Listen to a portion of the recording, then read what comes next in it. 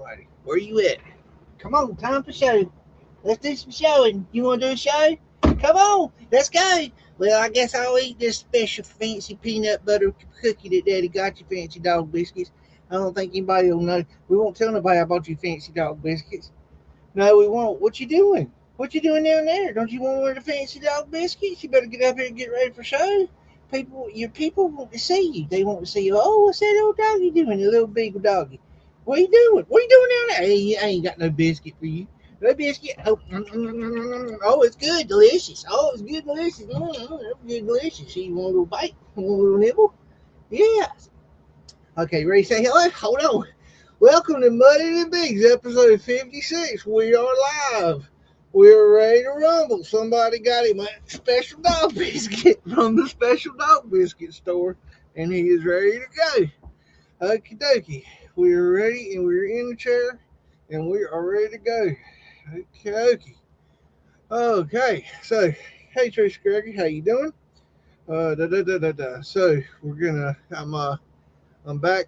Had to take last week off. I had let me get this right, pinched radial arm nerve.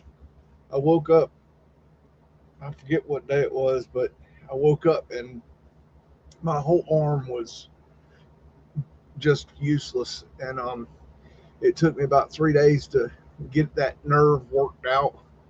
And it was just I was just in a lot of pain. And I couldn't do the show last week because I couldn't even do my mouse. My hand was I didn't have any strength in my hand, and so I decided wasn't gonna do a show. And so anyways, I'm feeling a lot better now. And it's still a little bit sore, but it's doing a lot better. So I'm doing a lot better today. And let's see. New dad here. Somebody likes to play with things. They ain't supposed to, but that's all right. So I'll tell you what, let's get rid of some pleasantries, and when I get back, I think I'll talk a little shit. You think you know me? You think you know my struggles, my pain, my journey? Let me tell you something. Don't judge me by what you see or hear. I didn't walk this path to impress anyone. People love to point fingers, to act like they know everything. They don't know my story. You don't know what I had to sacrifice. Because everything I've become was built from battles you never saw.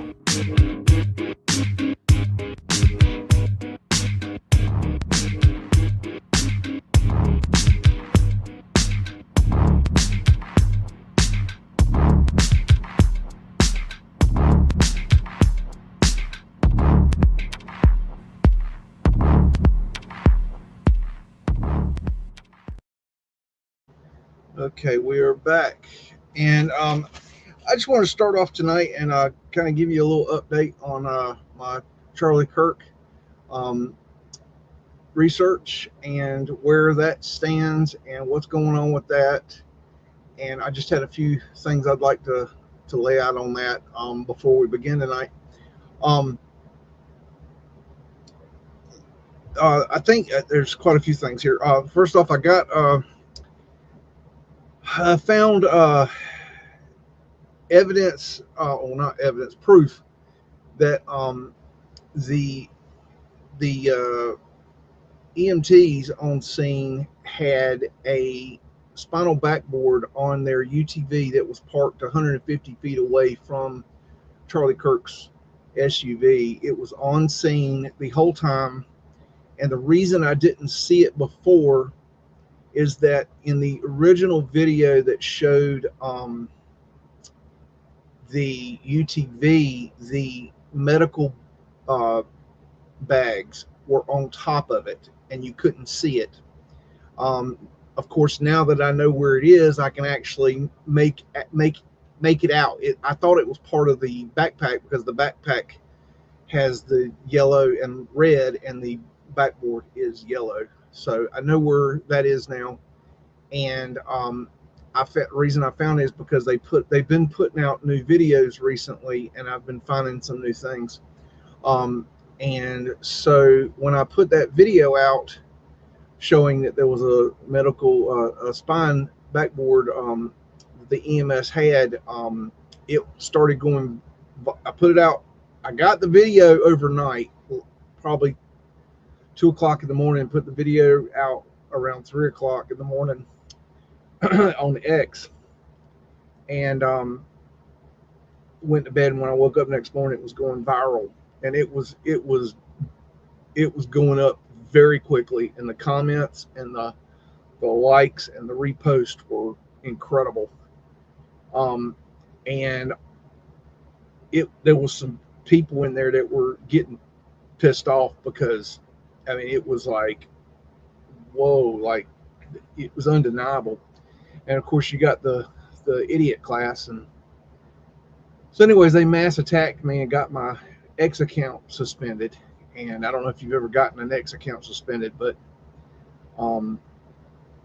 they just lock you out completely, and you're dead in the water. And so I wrote Elon a strongly worded letter and told him that he had violated my First Amendment rights, and that everything that I had posted I had documentation and proof of, and I would like him to review my account, and I will be glad to be hearing from him shortly. And a few days later, they reinstated my account.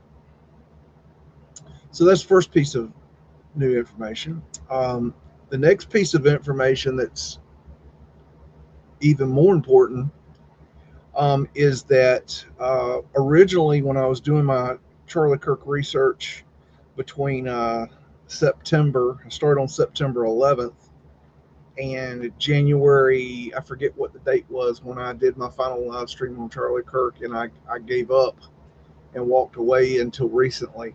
When I first did the research, I found I was looking for the EMTs and who they were, and looking for their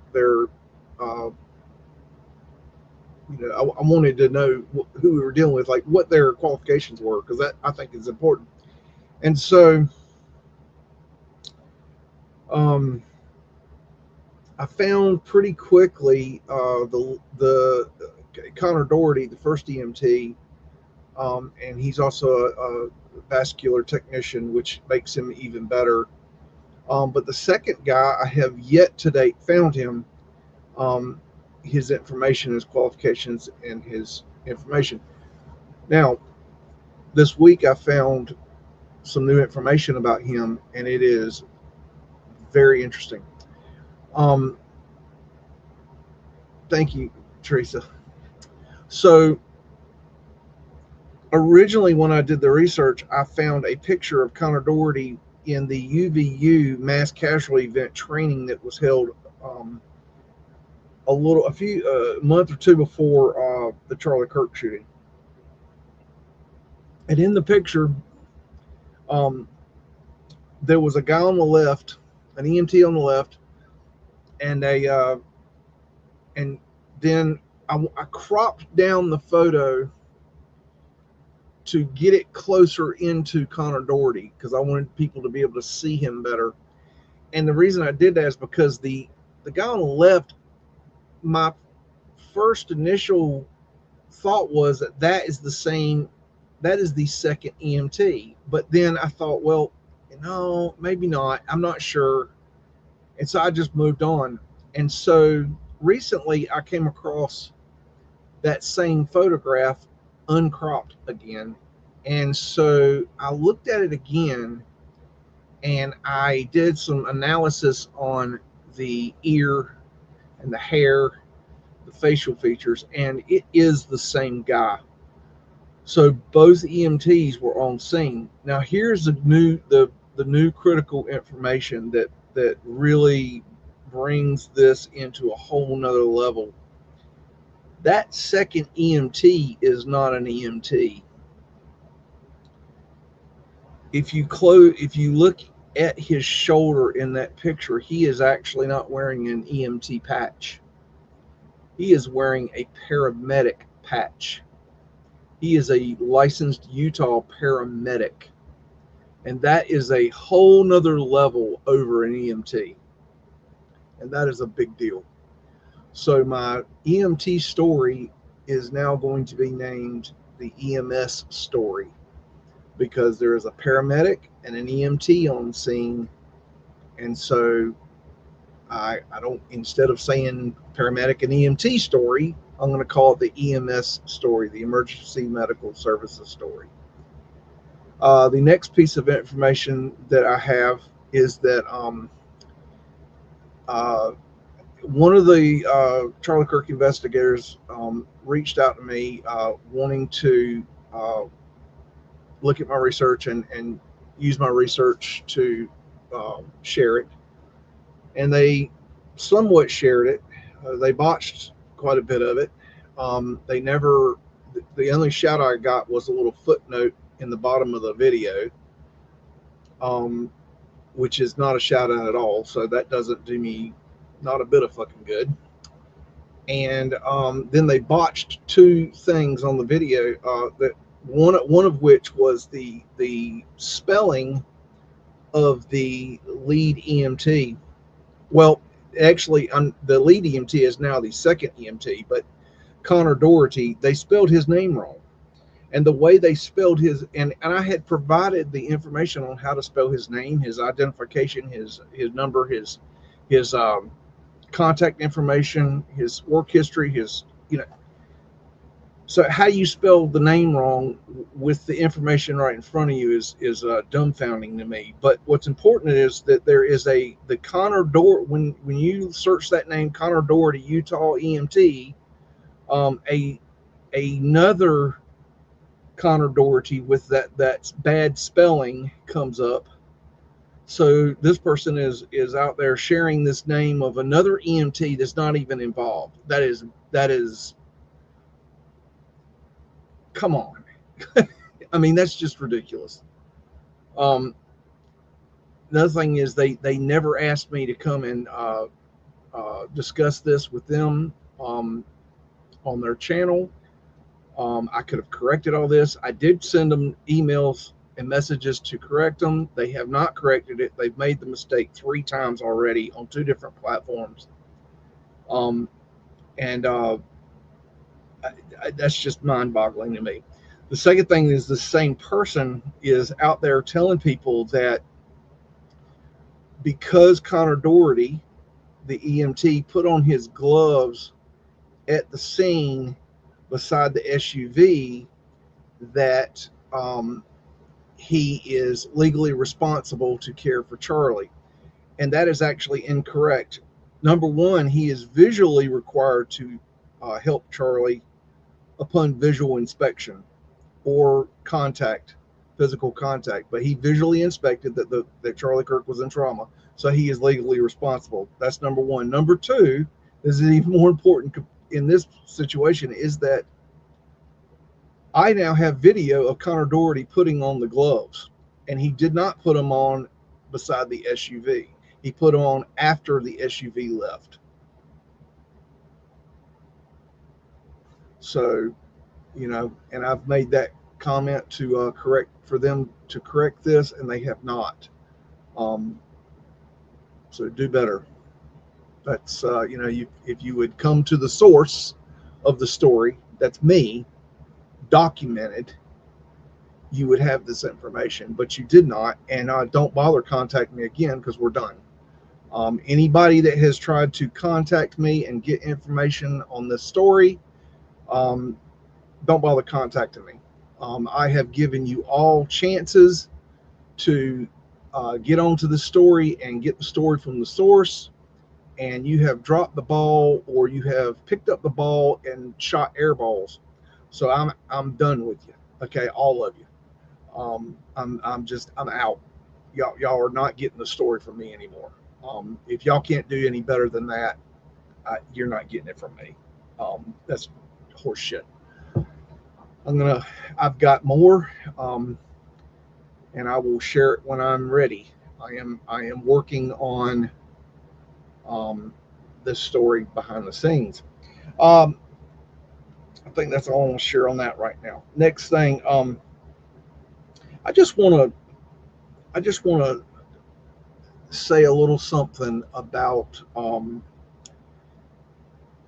the the grifting that is going on surrounding the Charlie Kirk shooting on the internet. And I just want to make a few notes. I have no problem with people that have X accounts or Instagram accounts or TikTok accounts or YouTube accounts, and they're making videos and they're doing lives and they're doing research, and people send them donations and um, super chats, and they want to they give them ad revenue and they're monetizing. Um, I'm okay with all that. Um, I don't have a problem with that. What I have a problem with specifically is super chats in the extreme. And what I mean by that is that it's one thing for people to send $2 or $5 or $10, $20, my God, to have a creator to read a super chat on their channel. I mean, $20 to read a comment that you send in is a lot of money. And the value that you get and the value that the creator gets and the value that the viewers get is only as good as that comment, and it only really goes so far. I'm not complaining about that. What I have a problem with is that I am not seeing, number one, that in that way. What I'm seeing, I'm literally watching people send $50, $100, $200, $500. And these people are making sickening amounts of money on these super chats. They're putting up questions that are quite literally retarded. Stupid fucking questions. People are sending $200 super chats to make a comment that absolutely has no bearing on what these people are doing. It's just bullshit. Let me give you an idea of what I'm talking about. I watched Baron Coleman today for 20 minutes. Oh, and by the way, they're deleting their live stream chats so you can't see the super chats. I think that's what they're doing. Could be another reason, but when you go back to look at these live stream chats, they're deleting them. At least some of these people are. Baron Coleman is definitely doing this. In 20 minutes of me watching Baron Coleman today, he made $465 in super chats. That is $23.25 a minute. That is $1,395 an hour to read your fucking comments. The average lawyer is paid in America $349 per hour. He's making $1,395 an hour. That doesn't include any donations like PayPal or Buy Me a Coffee or Patreon or what other donations or donos that people are sending them, which that can be astronomical. That doesn't include any of the merchandise these people are selling. Not a dime. That doesn't include the monetization they're getting from the ad revenue that YouTube's sending them, or X. And it doesn't have anything to do with the ad space that they're selling to advertisers on their just to run their ads on their channel, in addition, or product placement or anything like that. I also did a comparison watching Andrew Wilson today, who, by the way, is a moronic cuck. He is one of the biggest douchebags I've ever seen in my entire life. And he is actually just the king of douchebag grifters. He was making today in 20 minutes $806 in 20 minutes. That's $40.30 a minute for an average of $2,418 an hour. The average debate teacher makes between $50,000 and $80,000 a year, and that equals out to $25 to $38 an hour.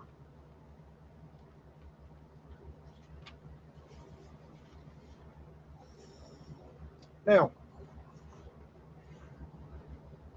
I just want to say that I don't mind. I think that it's okay for you to support your your creators and the people that you're interested in watching. I don't have a problem with that. But there are people in this country that don't have anything to eat tonight. There are people that don't have power, that don't have the medicine they need, that need doctor care, can't afford it. They need school supplies, they can't afford it. They need clothes, they need shoes. They have school debt. And you motherfuckers are paying these son of a bitches all this money to make your stupid ass fucking comments about Charlie Kirk. And what I want to say is that when it comes to this super chat thing, when it comes to the creators and the money you're raking in, shame on you. Shame the fuck on you. But even more importantly, to the viewers out there that are sending all these super chats, shame on you more. If that's what you want to spend your money on, and you wonder why America's going down the fucking tubes, it's because of people like you. That is fucked. If you got to pay somebody $200 to read your stupid fucking comment, you are fucking worthless. That is bullshit. Oh, and by the way, these people are getting their research from the smaller researchers such as myself, and then they're monetizing and grifting off that. They're not doing the research. They're grifting off the people that are below them. So if you really want to support people, support the smaller creators. Don't send me a dime. Don't send me shit. Okay? Send it to other people. There are people out there that are really working hard. You would not believe the level of intelligence that is going into this investigation behind the scenes.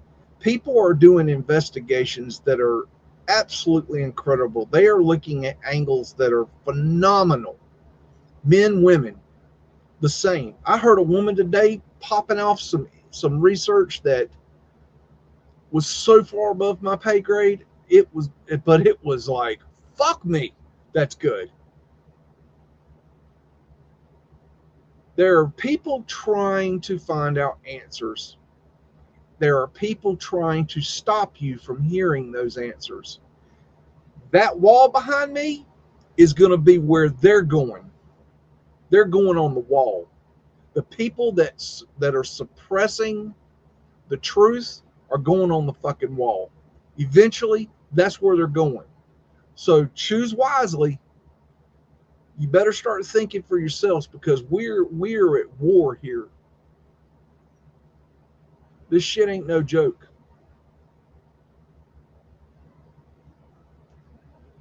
And that's all I have to say about that. All right. I'm through that. I've got that off my chest, and I think I'm going to go ahead and go mudding. And earlier I saw someone named Pure Shooter was asking, can we do drop-ins? I'm assuming they're asking for Google Drops. And I'm cool with that. If later, if you have some places you'd like to go Google dropping, if you can let me know later, just be thinking about it, and we can do that if you'd like to.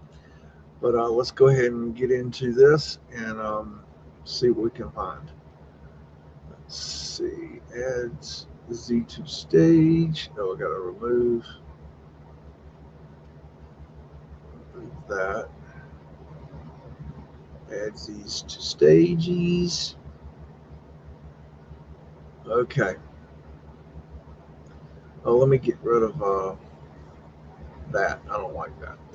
Okay, here we go. It's a banana cart in New York City. Um, I watched a really excellent video on the history of bananas. The the or the banana trade, I guess you should say, in America. Um, and I forget. I think it. Oh gosh, I forget the channel name, but it was really well done. As a guy that does investigations into, um, the bad guys, the elite, and stuff like that. I wish I could remember the channel name, but it was really, really good. Fascinating to just follow the how and why. The whole history of bananas is really fascinating. I know that doesn't sound interesting, but it really was. Um, I want to say Jake is the guy's name. I could be wrong. But anyways, hey Tommy Rogers. Um, so if you see that, if you ever see that, check it out. That's kind of weird. I wonder, like, that's interesting to see printing like that on something like that in that time frame.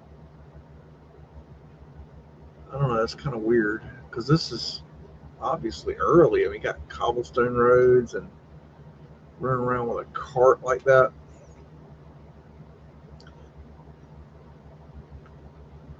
This is a glimpse of the bridge, Belle Isle Park, Detroit. Detroit Rock City. That's a cool canoe right there. That's a nice little bridge. I like stonework, how they have a flat and then a rough. Kind of gives it that checkerboard look. But really, what it does is it pops the. It's not. I wouldn't say that's a checkerboard. That's the wrong terminology. But it makes that longer stone pop. That's really pretty cool to me. I think. Got a little baby going for a stroll down there. Got Fred over here. Fred being the horse to build America. We got an arc light, ladies in uniform.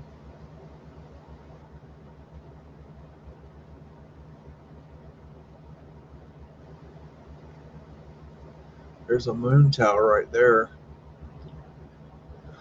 A lot of people riding bikes back then. That was a popular form of transportation, that's for sure. There's Fred again. Fred hauled all this in. I mean, you got to give credit where credit's due. Fred did it all. Ladies out on the boat. Hopefully they won't take a swim. Look at all the people walking across this bridge right here. Jeez. Got some techie things up here on the top.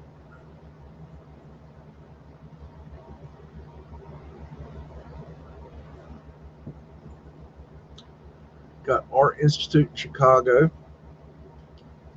This would have been early 1900s. Got some Tartarian lines sticking out here.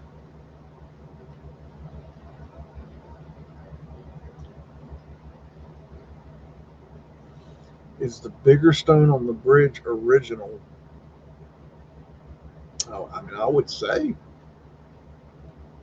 Um, but what you might be asking, hold on, let me look at these lights. What you might be asking, let me try to re-ask the question for you to see if that's what you're saying. Are you asking, was it a brick bridge and then they facaded over the bridge? Because they do that too, and And the answer to that question would be I don't know, and I wouldn't know unless I, opened up, under the stone. Unless I had some way of knowing that, I wouldn't know that. Got a Taurus field there.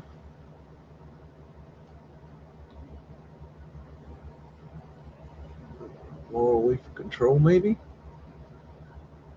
Phoenician shells, they're in there. There's another Phoenician shell. Oh, you're saying brick first? Yeah. It. Oh, that's Teresa. Oh, it is Teresa. I'm talking. For some reason, I thought I was talking to Tommy. Um, it's possible. Well, now it can be done both ways. They use brick a lot of times for the inner structure because it's cheap, and easy to make. Easy, they don't have to quarry it, which is a pain in the ass. And then they'll build out and then do the facade of the structure or bridge in this case with stone. So it's very possible, but I can't answer the question because I don't have any information that tells me that. Speculatively, I don't know. Um, it'd be a good guess that they did do that, but it'd be a guess. Um, I don't mind, I don't mind speculate, but I also don't want to. I don't like saying I know something that I don't know. Taurus field, some Mudflood business down here. I don't know what we got going here. Looks like they're putting her dress on there or something. The building looks rather uh, dirty, like it's been weathered to hell. Look at that. See the weathering? A lot of weathering there. Almost looks like there was dirt up here, and they uncovered it, and they put down fresh grass, and that's why they have a keep off grass sign. Just a thought. Got Benjamin Franklin's grave, Christchurch Burial Ground, Philadelphia.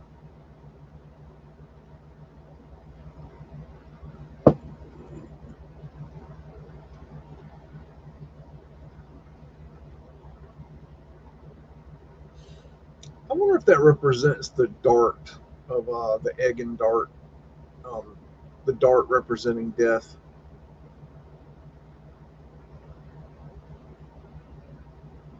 Looks like Harry Potter. I thought he was giving the finger. All right, Stoneball Finial.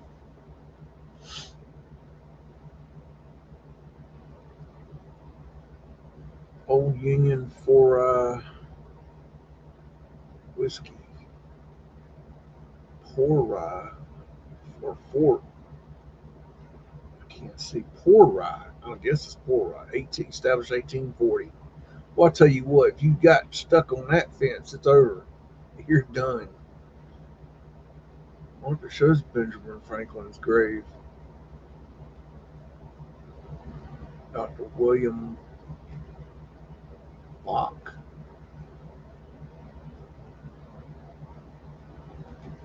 I don't know which one's Benjamin Franklin's grave. Hello, Miss Virginia. Archwinders.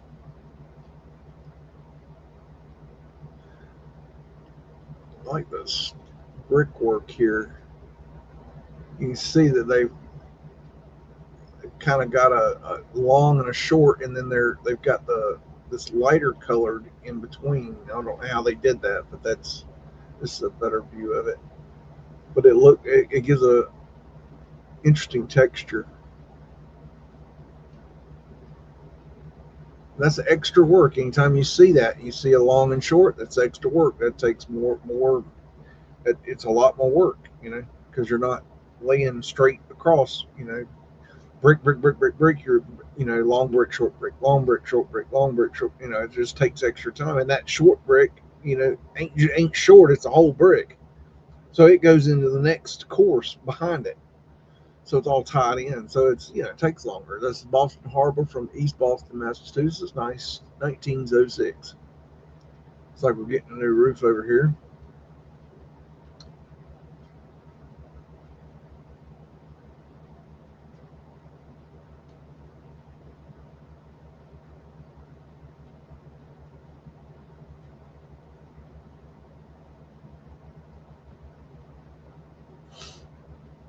Big old steam smokestacks there for steam plants.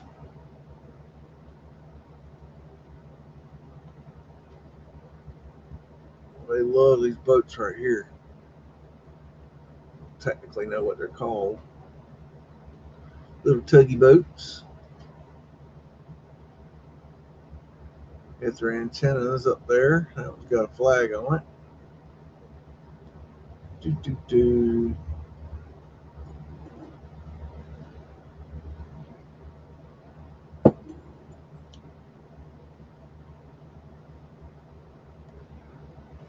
A lot of ether antennas out there. I wish somebody would do some sort of investigation into how the etheric systems work in the buildings, and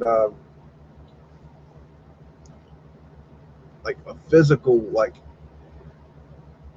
boots on the ground, like finding evidence of how they work, like physical components in person. Like, look, here's the this and here's the that, and like show the wires running down or something. I mean, just a real in-depth. I mean, I don't think much of that stuff's left, but maybe somewhere. Boston views from Boston Common showing State House between 1865 and 1914. There's some pavement light right there. That's glass sidewalk. That would be one of my claims to fame. There's another one, Flat Earth Asterix, in case you need to know where you are. There's some more pavement light right there. And what this does is allow light down into the bottom. There's a subway underneath here, in case you aren't aware and uninformed. Got a little Mudflood wind down here. Got ladies in uniform walking around. Well, Mudflood winders there. There's Fred and Fred doing what they do, arc light.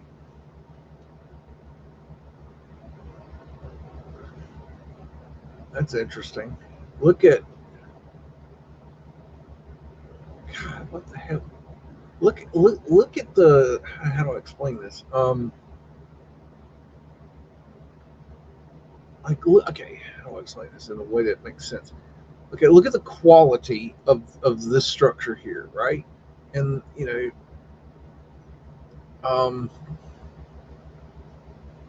the quality of this fountain here, and the wrought iron around this fountain, right? And then the quality of this building up here. This is the Capitol, and your dome up there. And just it's a obviously here's another some kind of monument, and some fancy railing here and here. Now, what my point is that they have the capabilities to do nice work, right? You got the pavement light, you've got the this might be concrete, kind of looks like concrete. You got quality work, but then look closer and look at the shit that they did right here. Look at that railing, that or that, I don't know what you call that. It's just some wood post with some rope on it or something. And then what caught my eye, there's a water fountain. That's nice. Okay, and then you got this nice wrought iron fence around it. But look at the stair here. I mean, this stair is just shit. And then look at this little ramp here. And then look here, they got these little ramps built up off the ground. Like, it's obvious. It's an obvious addition. They could have just put down sidewalks. Why did they build these shitty little wood ramps when they clearly can do sidewalks and concrete? And this is these pavement lights, they have concrete around them. That color right there, that's concrete. Okay, I know these things. Okay, that's concrete. This is concrete. So why do they build these shitty little wood platforms that are like, that doesn't make any sense. If you can do something, why did you not do it? It doesn't make sense. I don't know how to another way to say that. Uh-oh, Ha-Ha's in the house. Hide your snacks. Oh, Lord. It's on now. I just I don't follow that. I find that super sketchy and sus. Mudflood windows down there, got awnings. Who doesn't love get on it? I just find that super sus. I don't know where this is. It just got in my collection somehow. Patton and Davis Lumber Company. I just thought it was weird. I tried to reverse image search to see where I got this, but I couldn't find it.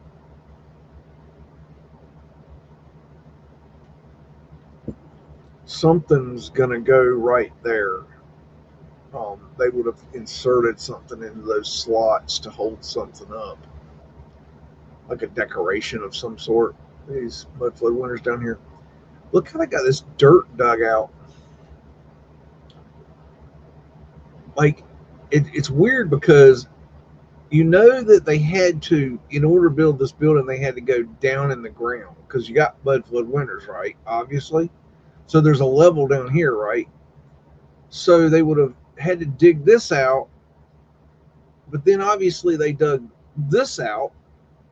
Well, why didn't you just dig the whole damn thing out? Like, what level of stupidity did it take to build that? It don't make any sense. That's probably what they're doing right there. I bet. Let's look back up. I wonder if they're doing. I don't know. That's weird. See how that is right there, and then that one's the same, but it's different. I don't know. Maybe they were going to add something into each one of those right there. I guess that's what they were going to do. Anyways, it looks like it's under some sort of update or something. Anyway, that just, to me, stands out as strange. Like, it would make sense from a construction standpoint that if you got to dig this out and you got to dig this out, that you would dig the whole thing out so you wouldn't have to be down here, get up here, drop down here to build in there. Like, that don't make any sense. That I don't know. That just makes no sense to me. That logic of how you build something does not make sense to me. And maybe this is just above my pay grade. Maybe I don't know. I'm just saying it don't make no sense. Got a ship. I don't know where this is from. It's the Irene. So we're gonna go check out the Irene ship. Hey Caleb, Mr. Streets Tartary, how you doing tonight? And yeah, it amazes me how they climb up these things. Look, they're hauling lumber. That's cool. I thought that ship was a little weird looking. That's what it is. They're hauling the lumber. That's interesting. I would love to see those big ships back in the day. The really big ones. That one's not even that big. Not really. Um, this is Cathedral, begun in 1512, and Plaza, Domingo City, San Domingo, WI. WI. What is WI? Someone tell me what WI is. San Domingo. WI. What the hell is WI? I don't know. West Indies? I don't know. I'm guessing. I'm just a simple country people, y'all. She must not like the light. Look at this etheric light here. They would have changed this out, but I think they were etheric lights at one time. It's an opinion. Opinions like tail holes. Everybody got one. That's mine. Got a arc light there. Let's check out the clock. Did a little thrift shopping this weekend, and I saw a few cool clocks. I didn't get none. I'll usually pick up a clock with an IV for a 4 o'clock. I just did the ones I found this weekend were just not. They didn't cut the mustard. They just weren't good enough, I guess. I did get something cool here, but I might show it to you later. Um, but that's a clock. Clocks are expensive. That looks like it should have a roof on it of some sort of doodad on top to make it look better, because that don't look right. Ha, are you back on stateside yet? They kick you out of other countries? Tell the truth. They're like, you'll go now. You've been here too long. You'll go now. Woo! Chateau de Ramsey, Montreal, Quebec. Okay. So I've got Little Miss over here playing hopscotch. Old World Fire Hydrant. That's a weird fence. I have never seen a fence like that. That's Capices right there. It's not fancy, but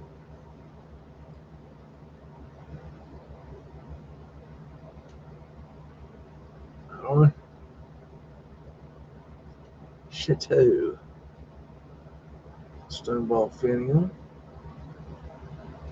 Some something going on right there. I'm not sure what you would say. Maybe just ventilation. These are weird statues. Boss man right there.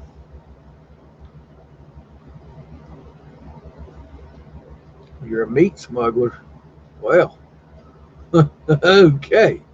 Alrighty.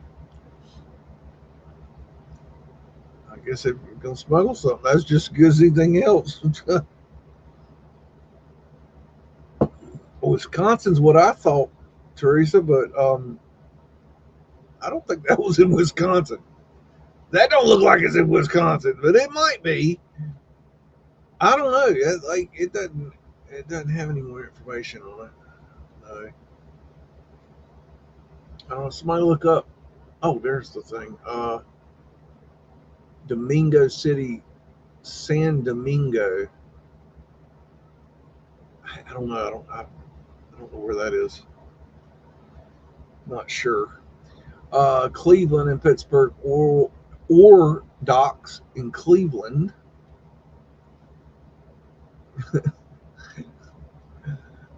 Not Wisconsin, huh? I don't think. I don't know. I think cheese when I think of Wisconsin. I don't know about fancy buildings, but I don't know. They probably got. I don't know if what's a big city in Wisconsin? Have I been to Wisconsin? Where the hell's Wisconsin? I think I've been to. I'm not sure where Wisconsin. Been to Milwaukee. That's Wisconsin. Milwaukee, Wisconsin. Yeah, I've been to Milwaukee. That's big.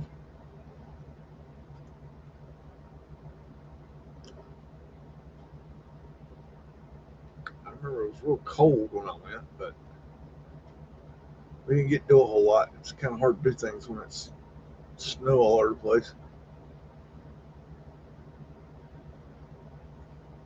Do.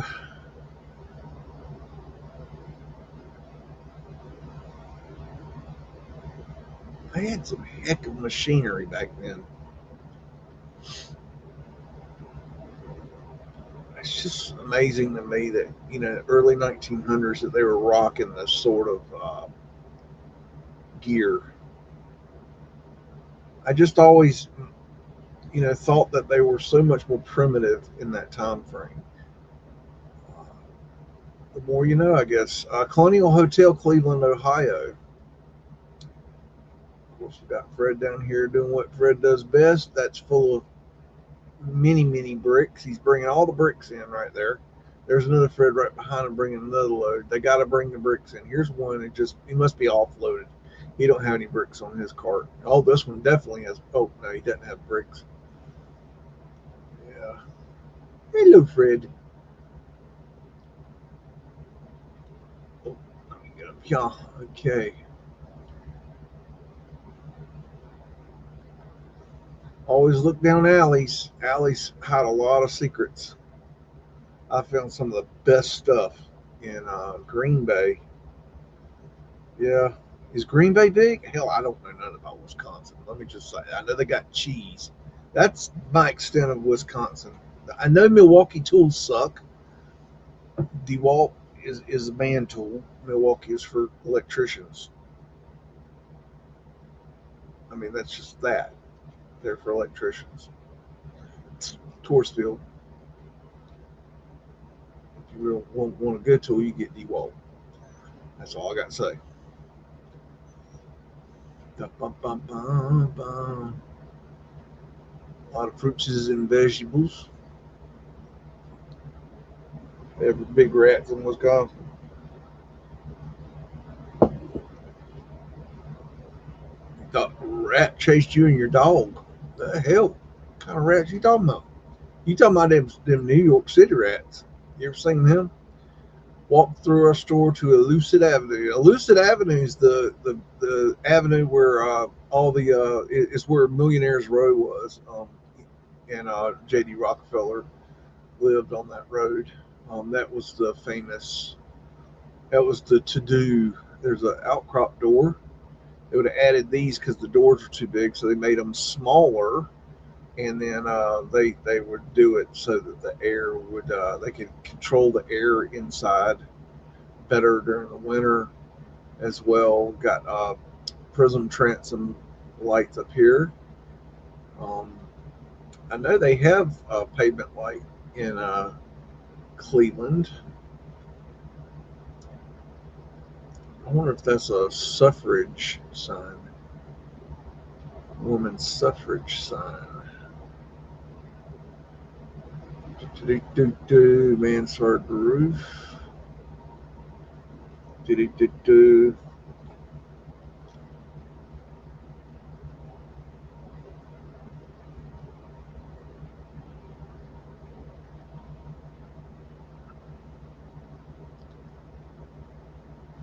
Very overcast picture of the porthole windows up the top. That will be for the wind catcher system. That's an interesting window right there. I wonder if they have a second one over here. Yeah, we can look at this one better. How pretty that is. It's the NBC Peacock. That's a pretty window, though. That's our antenna on the top there.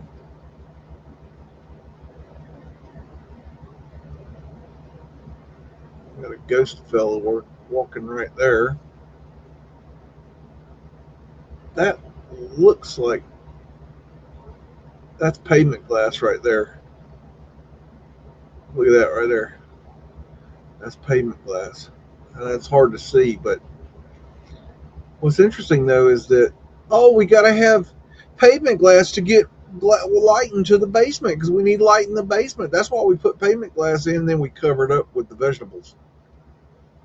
That dog don't hunt. Colonial Hotel, Nassau, Bahamas Islands.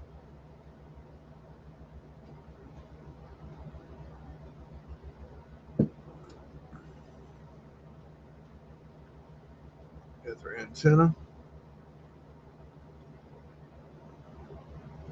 That's our antenna. This would be a wind catcher right here.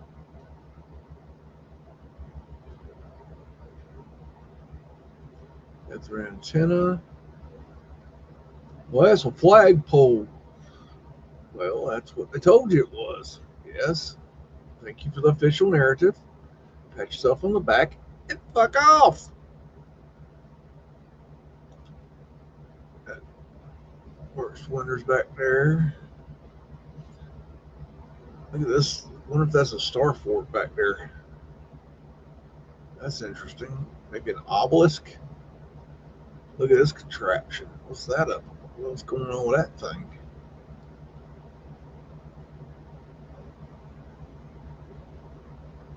Yeah, I think I'll go out to the Bahama Islands and just build me a beautiful hotel for all these rich, fancy folks. Middle of nowhere for no reason. Fellow walking out on the roof. He's got to go up here. I'm gonna go up here to do. What is he doing? I don't know what he's doing. Must be skipping out on the build. I don't know what he's doing.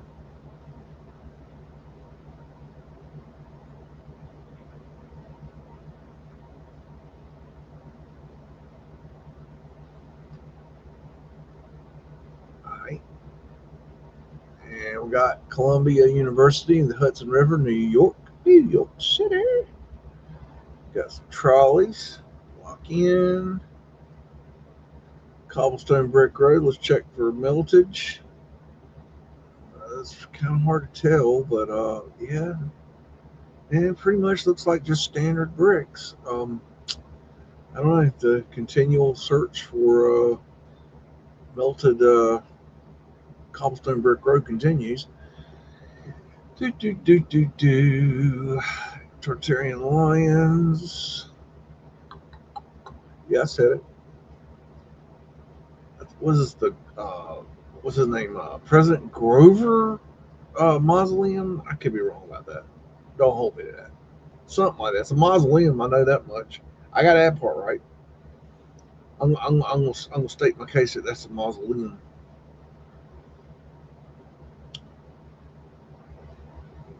Wind catcher there. It looks Mayan to me. Like it's got a Mayan influence to it. Look at these arches down here. Gosh, that's weird architecture right there. Like, what is going on with that? Like, that don't even. I don't. That whole. That don't. That's odd. I don't know. That's weird. I don't know why you would build a building like that. Look at all these people in fancy. This is college. This is a university. These people are decked to the nines to go learn about science and math and some other stupid shit they'll never use. And these guys are making liquor, I'm pretty sure, or they're making TNT. I don't know which. They're up to something definitely. Look, they got a little path going down here, ready to do some crazy shit. I don't know what they're up to. Keep an eye on them. And a coin, that's with a Q.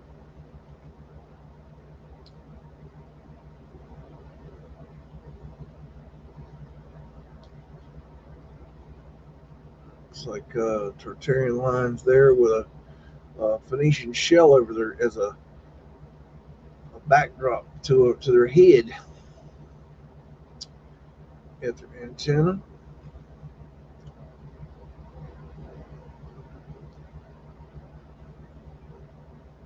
That's odd right there. Oh, it's a. Okay, I see what it is. Light on top of something.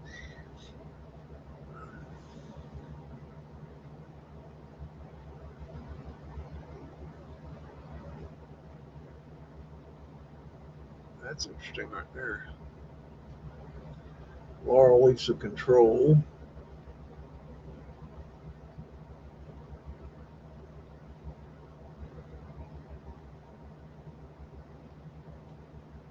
These are strange. They got them. That's all cages, like bars on the windows.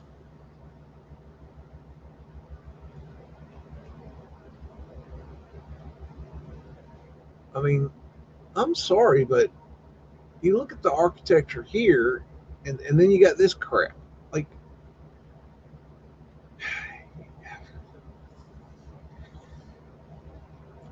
what is the architect on? They got to be on some good shit. I tell you. Oh no, GT's here.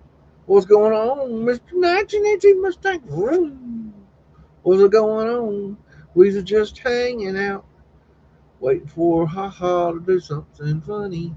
Columbus Circle, 1890 to 1915. So somewhere in there, Fred is doing what Fred does. This one looks like he's pulling him a trolley. That's what Fred did. He pulled trolleys, or Fred pulling more trolleys. I'm gonna build a trolley, a train. I'm gonna lay train tracks, and I'm gonna build trolleys. But I'm not gonna have any way to get them around. But I'm gonna use horses because that makes sense. Oh yeah, that makes perfect sense. That makes so much incredible sense to me. It's not even funny. It's remotely not funny. Not even in the neighborhood of funny. You will believe me. Look into my eyes. I will tell you what you want to hear. This makes sense. That a boat goes through a pillar. Is that supposed to be Columbus? Jack off. Courthouse, the public square in Nashville, Tennessee. Bum, bum, bum, bum. What are we going to find? I don't know. We've got Fred making his deliveries. I already offloaded all the bricks. Do, do, do, do, do, do. Bum, bum, bum. Their antenna. Look at the detail up on top of this roof. Arch windows. Torch fields. More torch fields. At their antenna. These kind of are strange to me when I see these. What's strange is that where you see a brace on this, um, it stands out to me that that's strange because it architecturally looks like crap. It doesn't look right. Like, why would you do a brace on something? Why would you do it that? That doesn't look. It looks like an afterthought. It just doesn't. Something doesn't look right there to me. This guy doesn't look right to me. What is up with you, dude? Is that the Elephant Man? I mean, what's going on? Oh no, cobblestone brick road. Let's check it for milk. Anybody see milk? Let me know if you see milk. Do do do do do do do do do do do do do do do do. Architectural urns.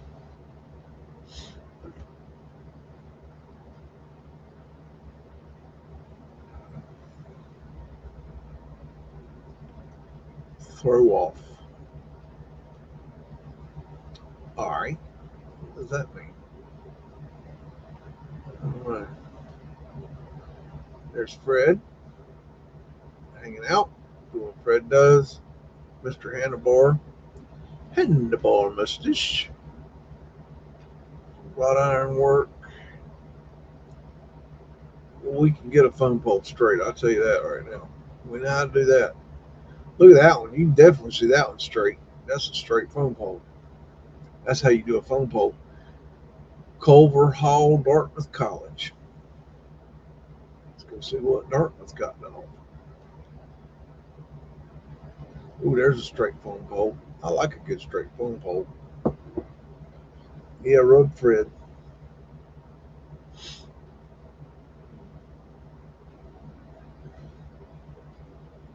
I've been trying to get the fur off the camel, the girl camel. Her fur is, they shed their fur and it's been hanging off, and she looks ratty. So I've been trying to get it off of her. Now the boy let me just pull it off of him. He didn't mind. He didn't care. He liked it all. But her, every time I pull a little bit of that hair off, she throws a fit. Oh me, oh my, rah, rah, and starts making all these horrendous noises like I'm killing her. And knowing good damn well it feels better when I get it done. So it's our little joke. Every day I go up, pull up some of that hair, she throws a fit, and I just laugh at her.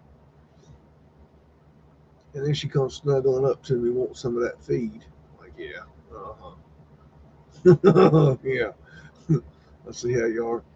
Oh, we got. I don't know if I told you. We got 3 parrots now on the farm. We got 2 big parrots that are like pirate parrots. I don't know what you call them. They're the big parrots. Got a red one and a green one, I think. And then we got, and they speak 20 words. And then we got like a half size one, and he speaks 80 words. And boy, that son of a bitch can talk. Like, good grief, diamond symbology. I got a picture of them, but I'll have to get some video of them. They were flying around, um, kind of crazy, and they were just letting them fly around the outdoor kitchen the other day. I was trying to do some work, so I was pretty much trying to duck them because they were having so much fun. Looks like this one was vanilla sky. Yeah, definitely 100% vanilla sky. See that? 100% confirmed vanilla sky. Vanilla sky. Oh yeah, that's definitely vanilla sky. I didn't notice that before. How you supposed to let me know about these things? Good grief! Gotta tighten up, son. Tighten right on up. Look, get it. Look at that there. Look at that vanilla sky. Good grief, vanilla sky. Where's the beef? It's not on vanilla sky, that's for sure, because it got vanilla sky. Yes, sir. Beef. I'll tell you that right now. That's right. That's how it happened. Oh, I thought that was somebody had tagged that or something. Okay. Okay, got DI and W lift closed near Mountain View, Morris, and Essex Canal, New Jersey. Alrighty, New Jersey, huh? Yeah, I drove through there once, twice, fell a few times. I definitely didn't stop. That was back in the '90s. Probably not a good idea. That's a weird looking barge right there.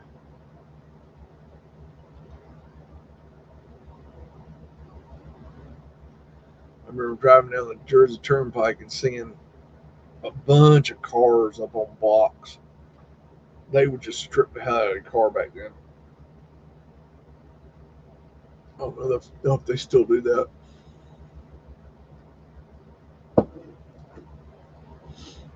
That wasn't the worst thing I ever saw on the turnpike, but that's another story. Let's see. Look at that. Look at this business here.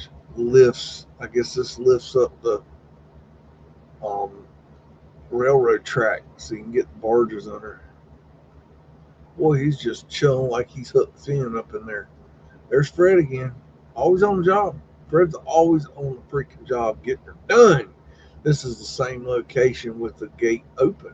How about that? Hold on. Lock in. Would you lock the hell in? There it goes.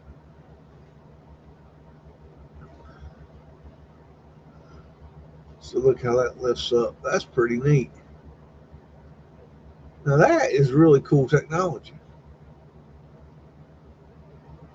Early 1900s, they're rocking some canal railroad lifting gate system things. I mean, that's impressive. Dauphine Street, Mobile, Alabama. Dauphine, or is it Dauphin or Dauphine? I don't know. Dauphine. I'm calling saying Dauphine. I don't know. You say it. I don't know. There's a dog. Don't say, Bud, there's a dog. Where's he at? Oh, he's asleep down here under my feet. He got him his uh, peanut butter dog biscuits.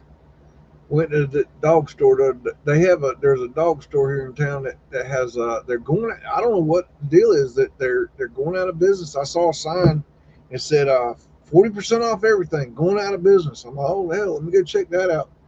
Because that dog stuff's expensive. I'm a cheap bastard. So I went up in there and I said, "What's up?" I said, y'all are closing down. Yeah, we're closing down 72 stores. I'm like, damn.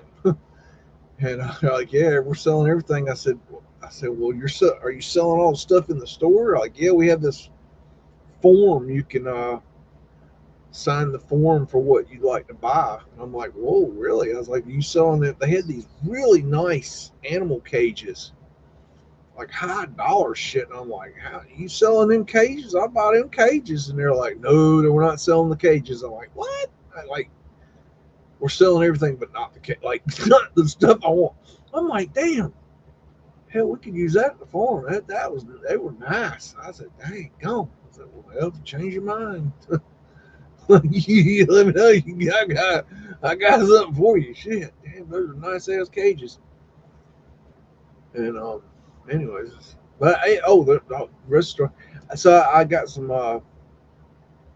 some treats for Muddin's little. He's got one of these bone doodad thingies that you put treats in. That the treats are really expensive. I didn't know that when I bought him that toy, but boy, he loves that toy. I can understand why. He gets treats in it.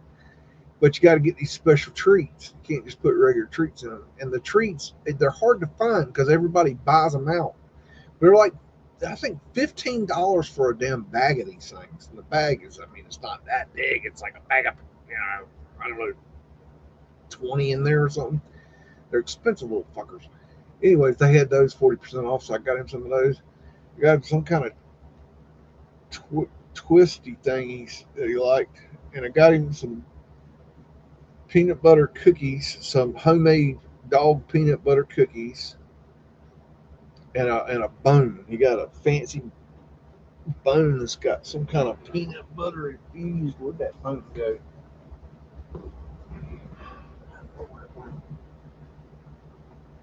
Oh, he had it over here a minute ago. Gave him a bone. But boy, he was a happy dog. That was a happy dog. He was happy. So he was chomping on that. Of course, he'd get mad if you try to get his bone. He tried to play with his bone. He's all asshole. That's really nice right there.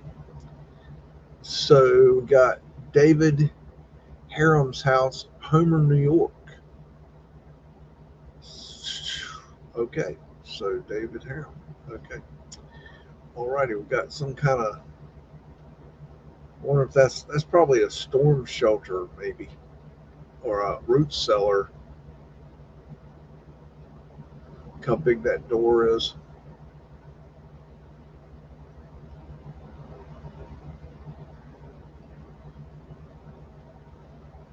And what I thought was interesting about this picture is that they doctored it up. I don't know if you can see it too good, but they did some kind of weird doctoring to this picture.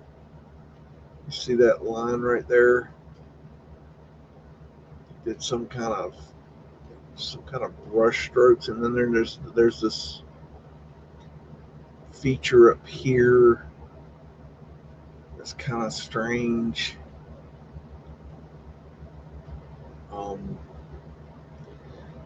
Back up, I don't really like. Why did they take the time to do that right there? I don't know. That gutter system. That's wild. Oh, I saw this interesting video the other day about a guy working on a old Victorian house, and I've never seen this, but this was really cool. It had wooden gutters all the way around it, and the gutters were designed, from what I remember, they were designed to run the water as the water came onto the roof, ran down the roof, and then into the wooden gutter. It would run around to I think the back of the house is what he said, and then down a downspout. But the point of that was that all the water, it didn't go down different downspouts. It went down one downspout, like the whole. And I just thought that's something I'd never heard before. But that wasn't even what was really interesting about it. What was really interesting about it was he was talking about how he fixed it because it was rotting out, and he ended up using, which I thought was brilliant. He ended up using an epoxy I forget what kind, but he used an epoxy and to reform the inside of the gutter, um, because I think the outside was still there because of the paint, but the inside had it was starting to rot in a lot of places, and he fixed it with that. I thought, wow, that's really interesting. He said it turned out good enough that it probably lasted another 100 years. I'm like, damn, that's really cool. I love seeing when they fix one, which is so rare compared to what they've torn down. Oh, this is Delaware Avenue at North Street, Buffalo, New York. In case anybody wondered, in case somebody cares, I give a damn. I don't know. Maybe you don't. Maybe you do. I don't know. I'm just here looking at circle punks, original symbol for the creator. Stonewall finials, this etheric light right here. Yep, got circle punks all over the front there.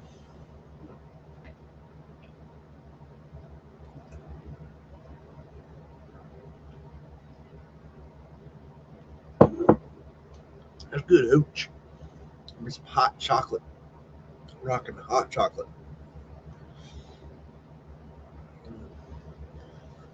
Yeah, he likes his little peanut butter treats, Miss Teresa. He likes peanut butter. I mainly keep him. I don't give him any pork. I don't give him any. I don't give him too much beef. I get too much. I give him I don't know. Mud. He eats kind of fancy. He does pretty good. I mean, I could do better, but really, I hadn't seen Miss Hippie tonight. She's out, but Miss Hippie makes her own dog food. I don't know if y'all knew that. She makes her own dog food. I don't know Tommy making her own dog food, but that is that etheric finial there. Um, Making your own dog food's heck of a lot better. Do do do do do do. There's a hitching post. That's what you tie your horse to. It keeps them from running off and gallivanting threads all over the place.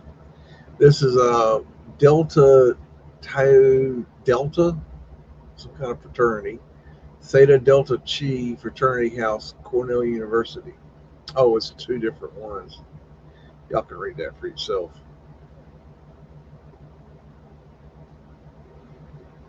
All right.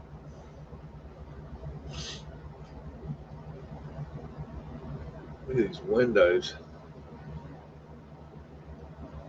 Those are pretty.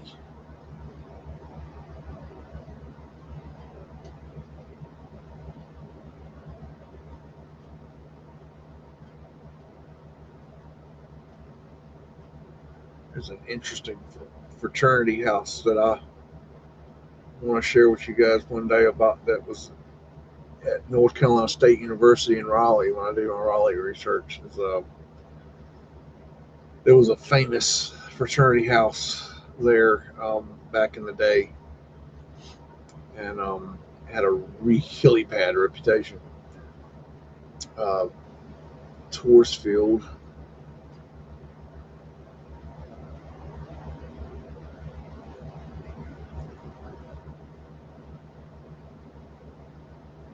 That's a weird. Look at that setup right there. That is strange. I don't even make sense. I don't even know what to say there. That's so weird. That doesn't look. That doesn't look right. That doesn't look original. It's funny how the stuff just sticks out. That's a weird feature right there. Well, that's a popcorn brick. What that is. It was breaking the popcorn out and it expanded and contracted into a on stone. Yeah, that's what it did. That's what certain people will tell you. Meltologists, they tell you that all day long. They'll tell you that all day long. Matter of fact, they'll probably watch this video and be like, "Oh, we got to show that. Oh my goodness, look here, we got evidence of melted bricks. Look, there's a popcorn brick building. Look here, good grief." I have never seen people on such heavy drugs in my life. Detroit Post Office.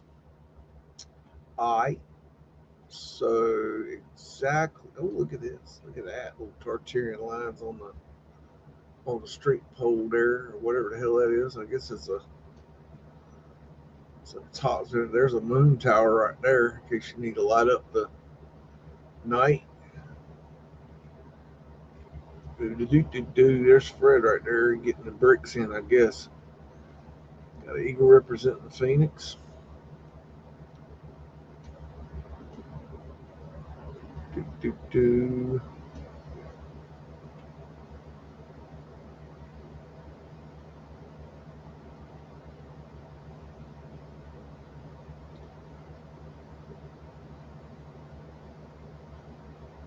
And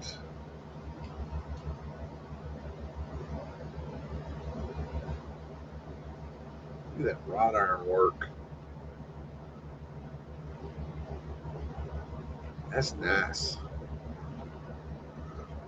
I'm just trying to figure out where you deliver the packages to, the letters to.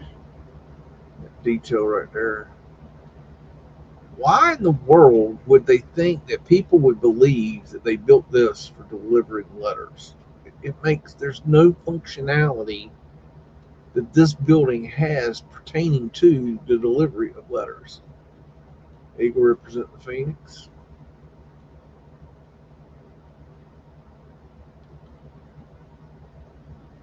Eagle down here making weird noises, driving me nuts. Y'all probably can't hear it. It's these little. I think he's dreaming and scratching the wall. I think that's what he's doing. Sounds so weird. Makes me feel like there's a critter behind me. I keep looking around like, what the hell is that? And it's this nut down here. Golly, clocks are expensive.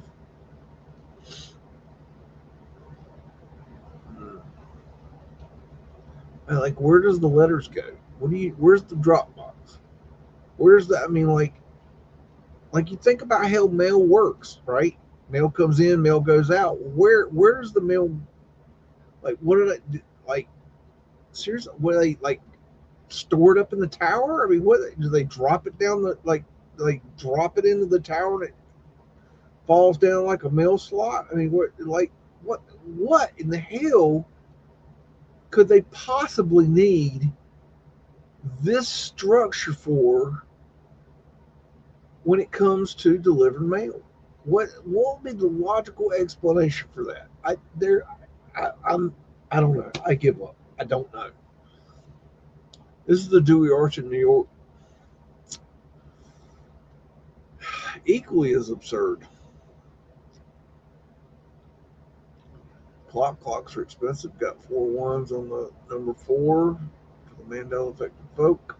To-let. Very strange word. Don't get it. Don't understand the word. Don't understand it at all. Like, just say for rent. That's all you gotta say. There's that weird cartouche. Phoenician shells. Tartarian lions. Laura lethal control.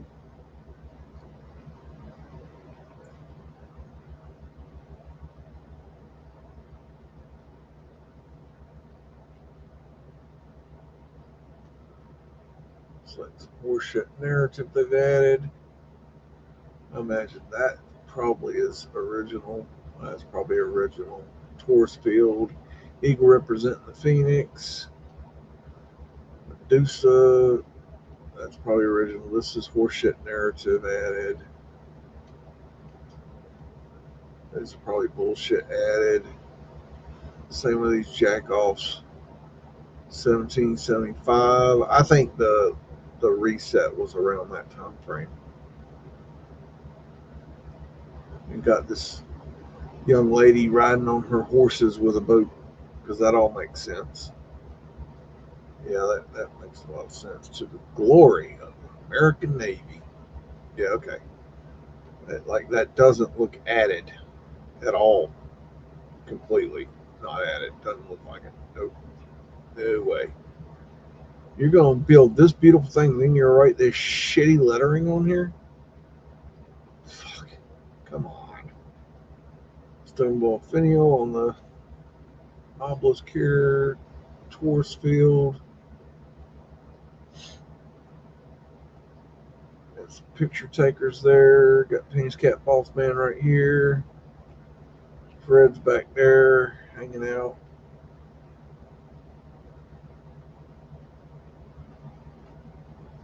Got their antennas.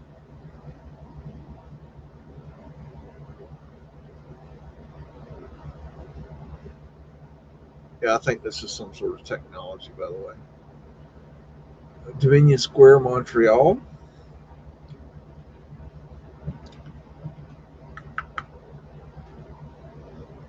A bunch of Freds lined up here to deliver the bricks, I guess. Or maybe they've already delivered the bricks. They're on their lunch break. I don't know. All I know is they've delivered all these bricks. That's all I know. It's the only thing I know. I do know that. That's what the official narrative says. We go by the official narrative here. After cresting and fencing across there, portholes, at their cresting, at their antenna, at their finial, or at their finials, at their antenna, mercury ball. Check out those little bad boys. Portholes, diamond symbology, portholes, more Freds. Make sure they get all the bricks in here. I mean, they got to have a lot of Freds.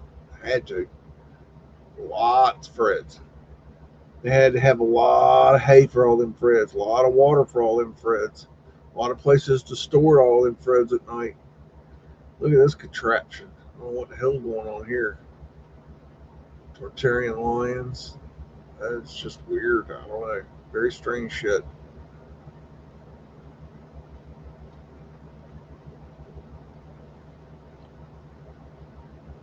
That's a cool building. Mudflood windows down there in case you need them. More Freds. At least we're getting the bricks in here. Build all this stuff up. Portholes. I like these little windows right here. Those are portholes. Portholes can be different shapes, not just round. The idea is the functionality of them. Big dome back there. Bum, bum, bum, bum. Driveway and bench, Long Branch. I'm not sure where Long Branch is, but it is here. Something Park. The Lyceum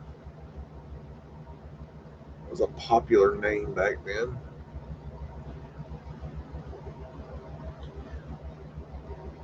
Ladies in uniform, handlebar mustache. Check it out, ladies in uniform. She did not want to talk to a handlebar mustache at all. She didn't want to hear it. She said, "No, sir."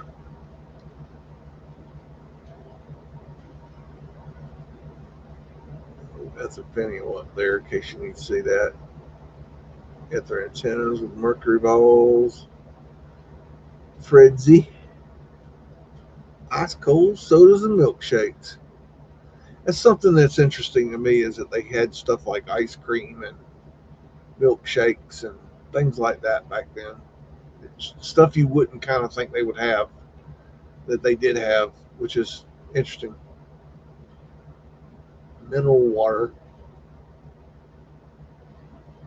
I saw this documentary quite a long time ago. I don't remember when, but I think it was on PBS, and it was about the bottled water industry. And I've never been able to find it again. If anybody knows the name of it, I'd love to watch that documentary again. And what stood out to me in that documentary, and the reason I want to watch it again is because they talked about how much water is stored in bottled water, in plastic bottles, in the little bottles, the big 5 gallon bottles, in the big tanks that they stored in, the transfer tanks, the tanks that they fill the bottled waters, the water, the how it talked about, it gave the quantities of how much water the bottled water industry keeps stored and out of the water supply. And it was phenomenal how much water they had that was not accessible to the general public. Like they could cut off that much water to the general public. And it was just like incredible numbers. And I've never been on phone again. They absolutely memory hold that one. Uh, Dufferin Terrace in Chateau, Frontenac, Quebec. Who is writing these names? Me no speaking no French. What is this dude's deal? What the hell kind of outfit you got on there, buddy? Lord have mercy. What's going on here? That's a pretty building. Love those roofs. They're finials and antennas. There's a gazebo. I think they're a technology. There's something to gazebos.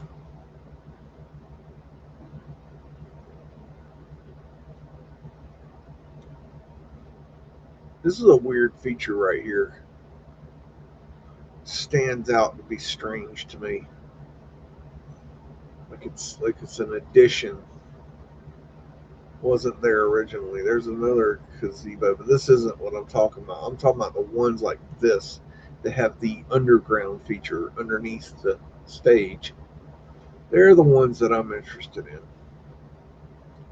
Something odd about them.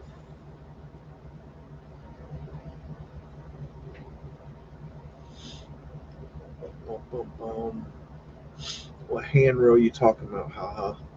What, this one? Is this one? Is this handrail? Is the handrail right here, sir? That is a pretty handrail. I guess that's the one you're talking about. There's a ladder leaning for Douglas. Shout out UAP. Duluth, Minnesota. These pictures are all taken between 1895 and 1910, just so you know. In case you're unaware and uninformed and would like to know, and now you know. And look at all these arch windows. Refrigerator. Plate glass window, lime, cement, and brick. That's the good stuff right there. Lime, cement. Oh, I've got so many research avenues I'm working on. Mind is going batty trying to figure it all out. The CK research is coming in so fast right now; it's mind-boggling. I can't keep up. I'm sifting through the information as fast as I can, but I've got people sending me things. I've got people just people asking really good questions, and they'll ask me a question. What about? Do you know about this? They'll ask a question that leads me to like, yeah, that's a great question. Let me go find the answer, and I'm going to. It sends me on a rabbit hole looking for an answer to something that's a key piece, and it's overwhelming. 1882. It's a great, like there was a night the other night, or day, like all day and all night, like it was just like one new dropped video after another, and I'm talking about like from the day of the CK shooting, and it was so weird, like just out of nowhere these videos started dropping. I don't know where they were coming from. I never did determine. This is also Duluth, Minnesota, but they were. I found some great ones. Um, I still need there's some angles I need, um, some very specific angles at very specific times that I need, that I'm searching for. Um,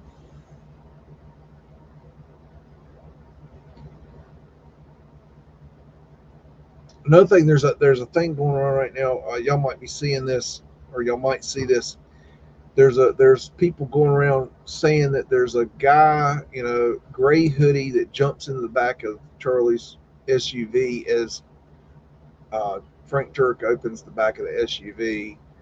And I analyzed the video, and I can't. My conclusion was it was inconclusive because it was shot by Terrell Farnsworth, and when he shot the video, as you see the guy running what looks to be exactly in the direction of where he would jump in the car, right at he starts moving the camera to the left. And so at the exact moment that you would know, the exact frame you would know whether he went into the back of the SUV or past the SUV, it goes out of frame. And so you cannot tell whether he went in or out. But my thought is if you look at the space that's in the back seat trunk of that car, that there is not space for two grown ass men in the back of that space. I don't believe it would be possible to get two people in the back of that SUV behind the back seat and close the door. Um, I don't think it's possible. I don't think he went in that car. Um, but that's my opinion. A lot of people are disagreeing with me on that one, and I'm sticking to my guns on that one. I don't feel that he got in the back of that car. That's just my opinion. People asked my opinion. I gave my opinion. That's my opinion. I don't believe he got in the back of the car. I see why people think that, but when you stretch out that thinking and you take that thought and you carry it forward, it doesn't line up. It doesn't. That dog don't hunt right. It don't hunt. That's my opinion. Um, I don't think we need to speculate here. There's enough that's factual that we don't need to speculate. That's why I'm enjoying doing the EMS research, because I don't have to speculate about it. I know what happened, and then I can look at why it happened, and I can document what the rules and regulations and laws pertaining to what happened and why that happened and what that means. I don't have to speculate. It's not a speculation. It's because there's documentation for all of it. I have it all documented, and so that's why I'm enjoying that, because I'm not having a conspiracy theory. There's plenty of people conspiracy theory, and I don't want to conspiracy theory it. I mean, there's enough of that. I don't. That's not what I'm trying to do. I'm trying to show that what happened, what we can prove, what we know, and why that happened, and that's that. That's what we can. I can do that, and I don't feel the need to be you know being speculative on it. And being telling the truth and showing the truth. I got kicked off X for it. We live in a fucked up time, because I mean, what happened in a nutshell was that people got pissed off that they saw this truth that I put out. I proved it. There was no doubt. I proved it, and I showed video documentation of it, proof of it, and then I got mass reported by the idiot class. And then what happens is the X has AI that takes that and then suspends your account. And then in order to get your account back, you have to request a manual inspection of your account, and then they come in and inspect your account. And when they looked at the situation, it was clear because they gave me my account back, that the people that reported me were fucking idiots. But the problem is that I lost my account for, I don't know, 3, 4 days. I don't remember how long. There was no communication. They did not give me the only thing they told me was I was uh, what was it called? In I forget what the damn wording was. Something. What was that word? It's so stupid. It was like they called it. You have been suspended for inauthentic behaviors. No explanation as to what that is, except for they give you this long laundry list of what inauthentic behaviors could be. It doesn't tell you that you did this or that. It just says this is what you were charged with. Basically, fuck. What the fuck are you talking about? Fucking X, man. Elon, you're a fucking idiot. Fucking idiot. It's just so stupid. Like it, like and it, the more it's like the morons have figured out how to take over the asylum. That's what's going on. Like, how in the world can they have so much power with so little? It's incredible. Anyway, okay, I'm done. Erie Canal, Erie Company, or Erie County Savings Bank, Buffalo, New York. Wow, it's weird how it's laid out. This is a really cool building, by the way. In case you like really cool buildings, Buffalo Winters. In case you need those little tourist fields, in case you need those. Look at that detail there.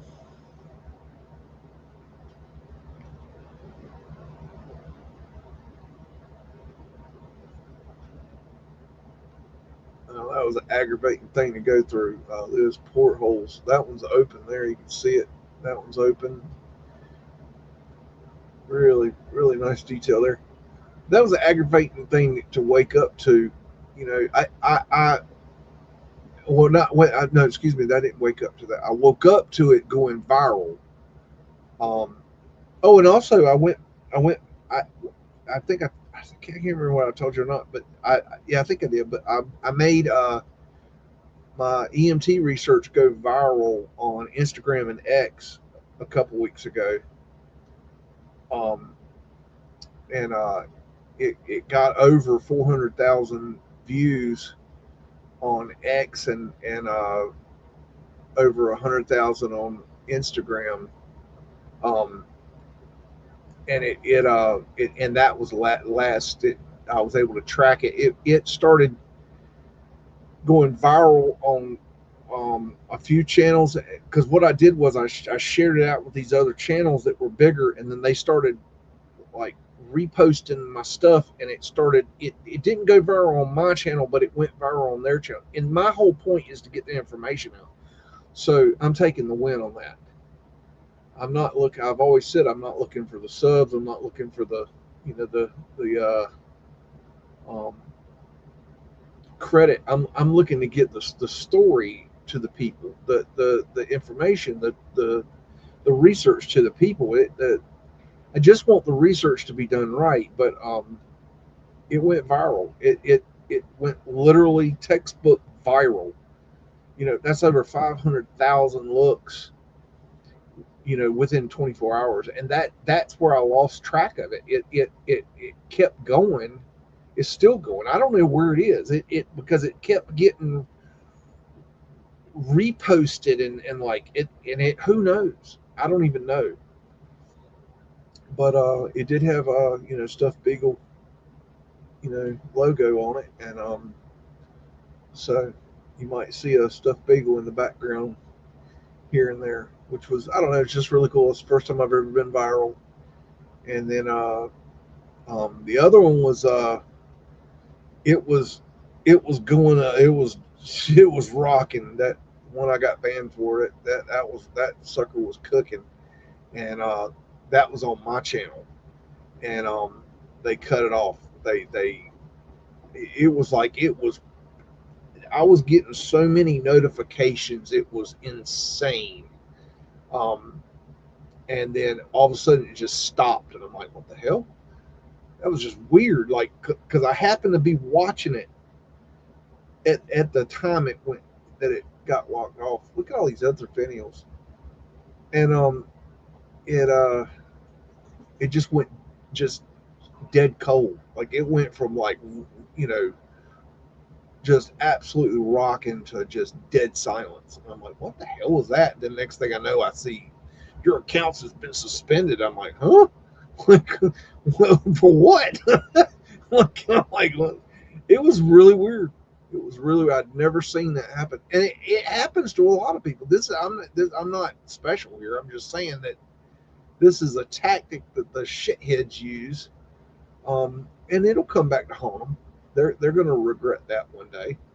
Um, you know that's you get back what you put out, and so enjoy that, because that's coming back at you, and you're gonna probably not enjoy that too much. I tell you what, the Beagle is about ready to go on his patrol, so we're gonna take a quick break, and we will be right back. And I'll leave Haha in control, and Teresa Gregory's gonna watch Haha, make sure he is a good boy. So we'll be right back.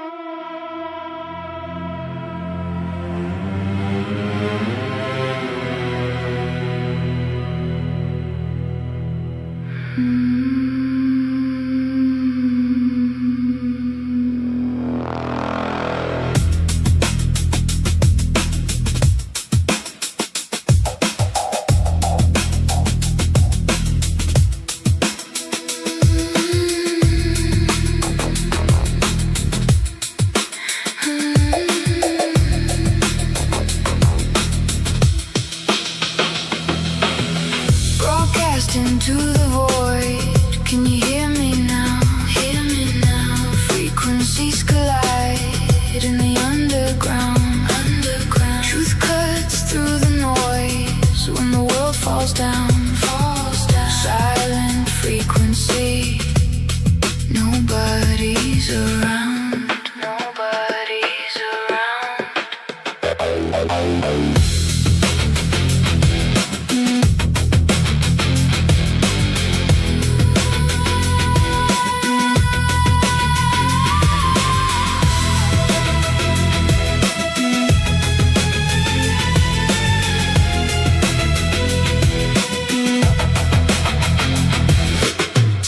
Shadows, equipment still humming. She speaks to the darkness. Storm clouds are coming. Analog warmth in the cold concrete night. Pirate waves breaking through corporate spite. Breaking through.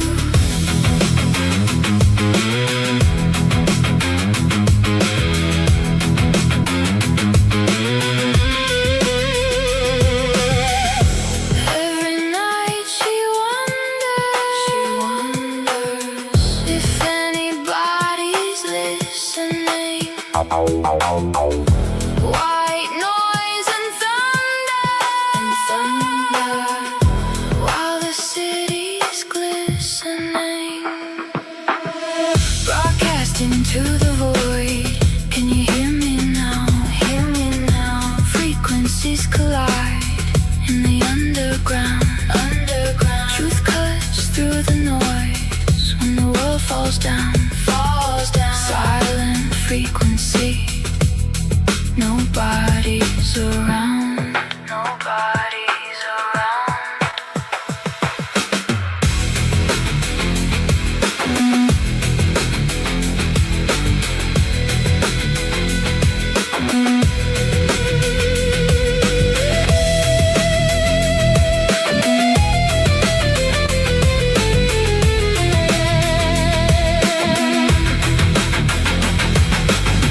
Broadcasting to the void, can you hear me now?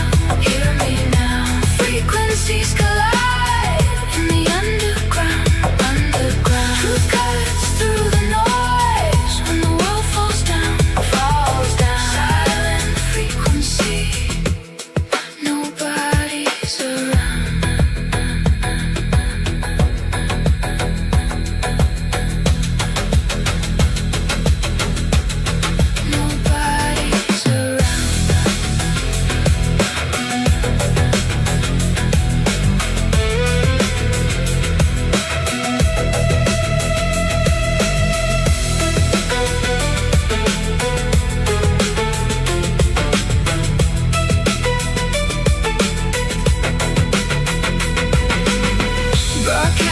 into the void. Can you hear me now? Hear me now. Frequencies collide in the underground. Underground. Truth cuts through the noise when the world falls down. Falls down. Silent frequency. Nobody's around.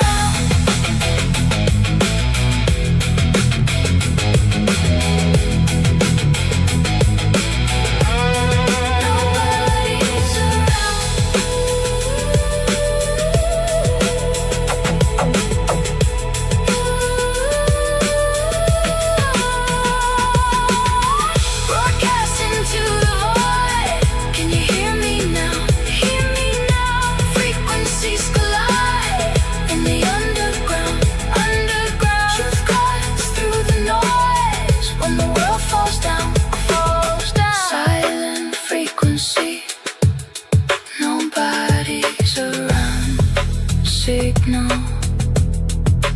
fading now, but the message remains through interference and doubt, and doubt, breaking invisible chains.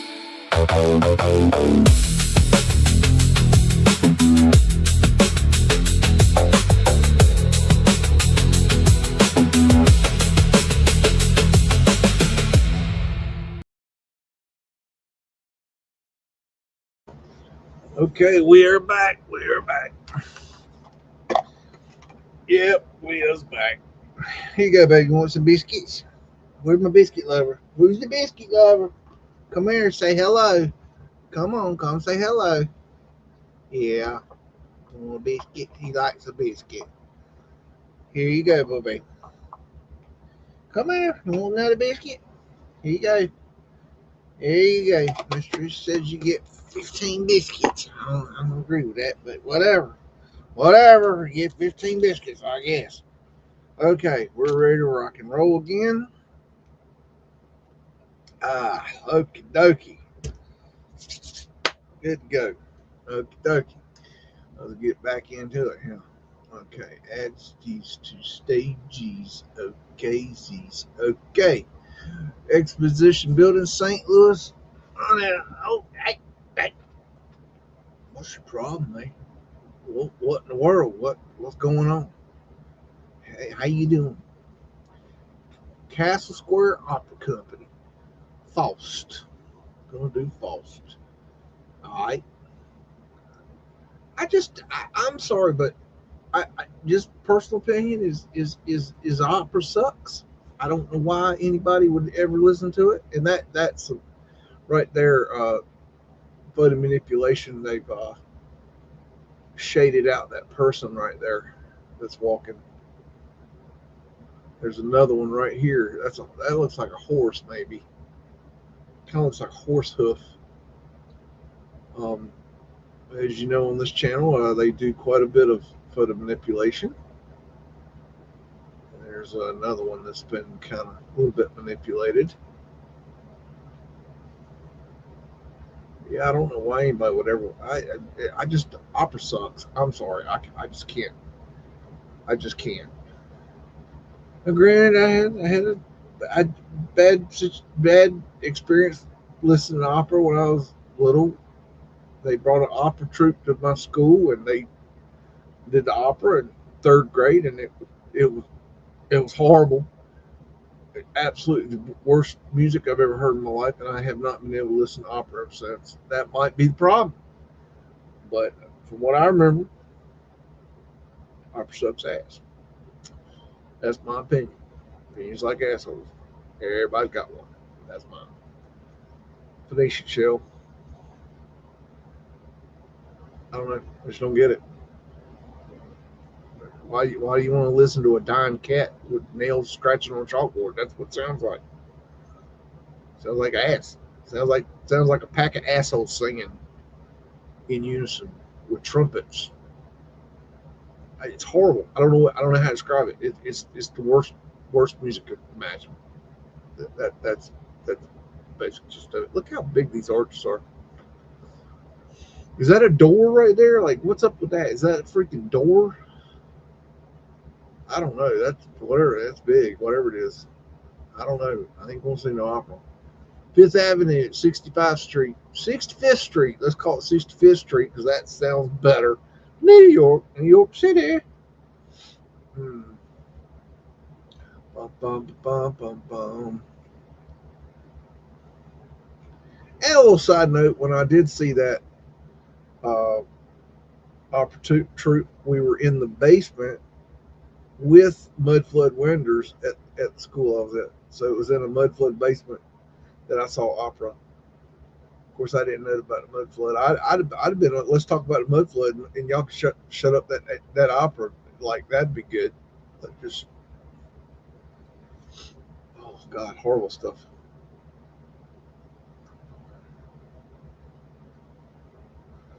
Look at that right there.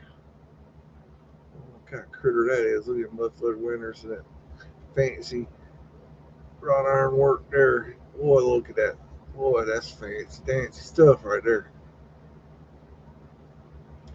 Yeah, I'd say the trees were planted later, no doubt. Look how pretty that is.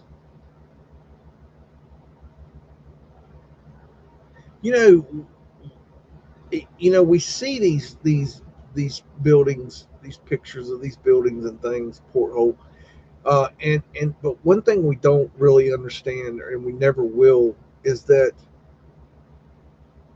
you know you bring in the Great Fires, and we never we never did, and never will see a majority of what was here because they burned it to the ground.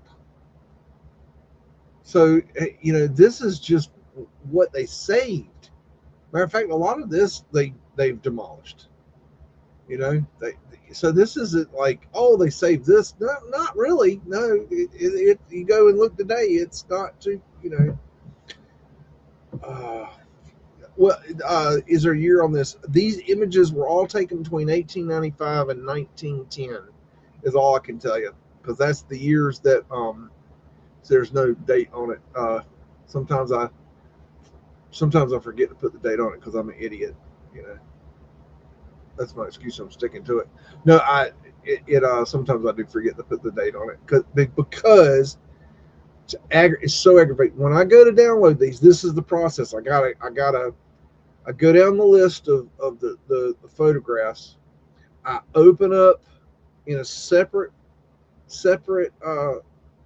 tab the image.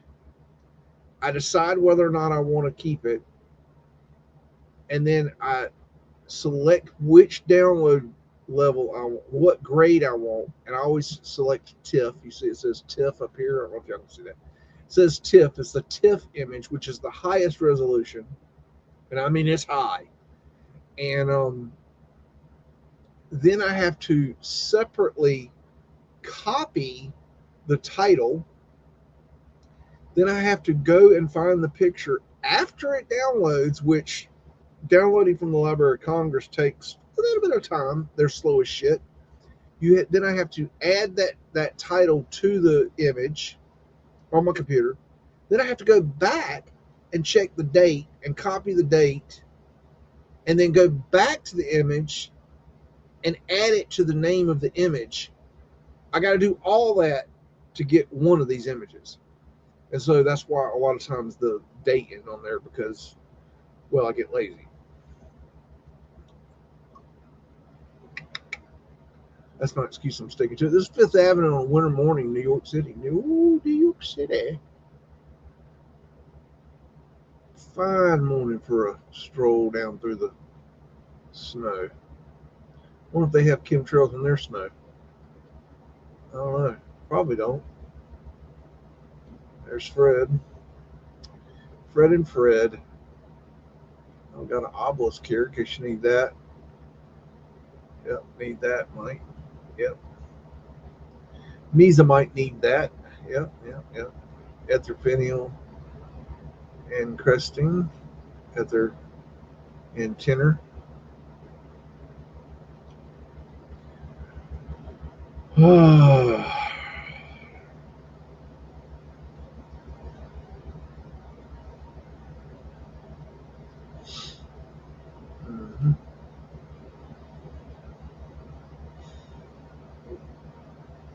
Do, do, do, do, do, do, do, do, do. Get their antennas. I bet a lot of the antennas were also removed because you see a lot of antennas, but then you'll have a lot of buildings that don't have antennas, and I would imagine that a lot of antennas were taken off. And like you got an example here where you have a pole on top of a pole, which the higher this antenna, the better the ether you get.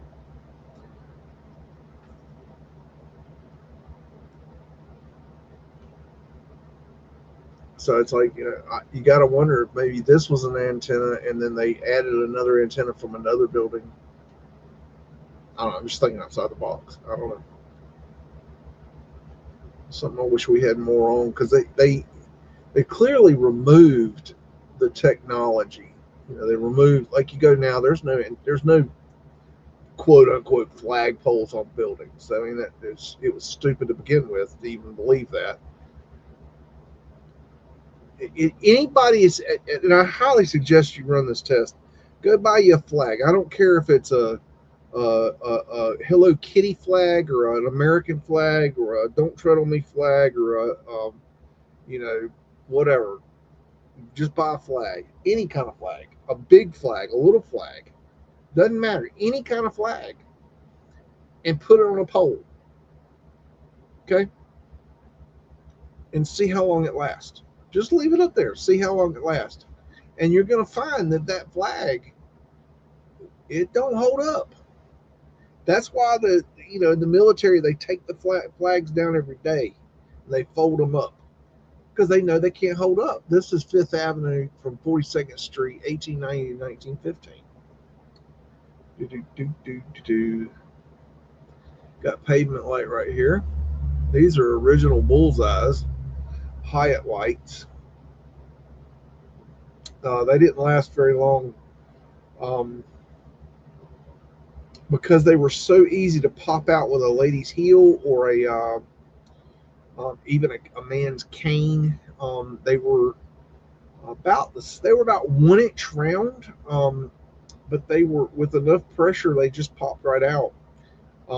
They could withstand a good amount of weight, with the weight distributed across multiple pavement lights. But the problem was when you had a pinpoint accurate strike into a glass, that bullseye, that the pressure was too much and they would pop out. And so one problem is that people would, a lady could be walking with a heel, step in one of those holes, and it could break her heel, or worse, could break her ankle or something, or worse. I mean, you break a heel, you fall down. Another problem is, and we have actual historic records. I believe it was the we get it right.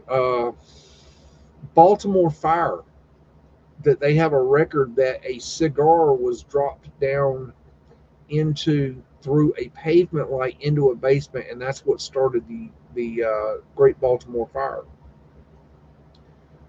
So there's that, which is not good. Anyways, these were the original pavement lights, and you can actually buy these on the internet sometimes. You can buy them individual glasses a lot of times, and they're not too expensive, usually. And then a lot of times you can buy sections of broken, where it has the metal and the glass all in one, and as like a kind of an art piece, which are pretty cool, and they go for pretty high dollar. I'm still looking for the one I want, but I don't know if I'll ever find it. They're very, very rare. The one I want. They were the most popular, but they were also, they got rid of them because the one I want is the square one that was surrounded by concrete. That when they the glass, they had elements in them that turned when the sun hit them. They went from clear to purple. It solarized them, and so those solarized ones are they what happens is they would um, not allow the light to go through. Bright light. It would be a purple light, a dark light, and so most of the time when they took them out, they sent them to the dump, and they got trashed. But then people started doing restorations, and they wanted authentic pavement lights, and so start these um, places started buying them up, and the price shot up. And if you can find one glass, one square, they're about 3 by 3 by 3 pavement glass. One of those, minimum $150. One piece of glass, and that's if you can find one. And that was the last time I actually found one was probably 4 years ago. Probably 2019. 2019, I think, was the last time I actually found a solarized pavement glass that I want. They were $150 in. Anyways, that's what I'm. That's what I'd love to have. But it's like an electric car here. There you go, Elon. Got a Mudflood drop in right there. See the railing going down?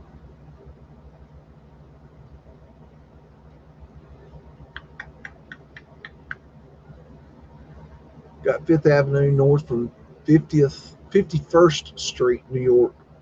New York City. There's Fred. Looking good, looking good. Look at that radar. Man, I think it's a technology.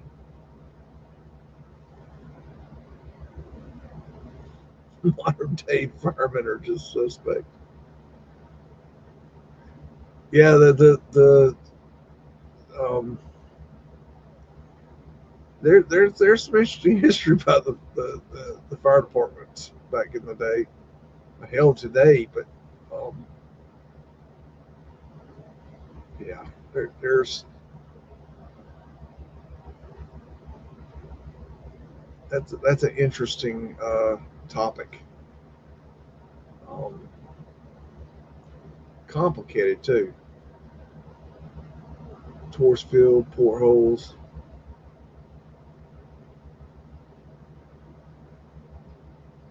Flat Earth asterisk, in case you need that. Another flat Earth asterisk. Tartarian lions. Acanthus leaves, Taurus fields. Interesting little symbol there. I don't know what that is. Ladies in uniform. These are so cool to me. That that that is high class right there. Like that is a high class outfit right there, no doubt. Just incredible detail. Good grief! Like these are just wedding cakes.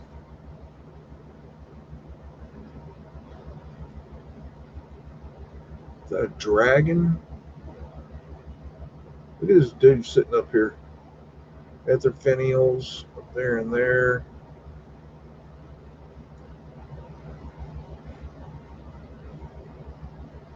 Tartarian lions.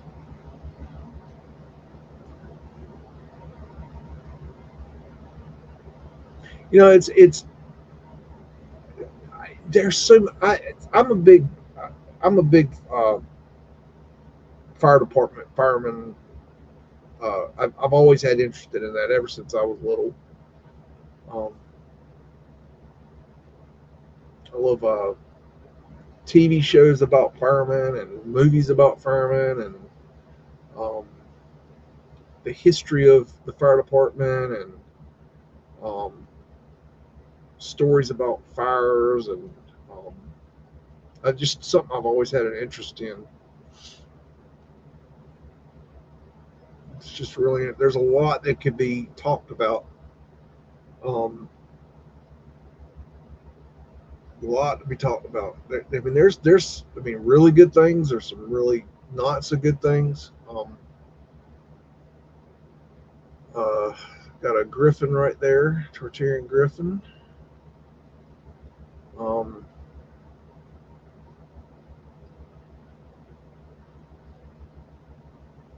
it's just a very interesting topic to me.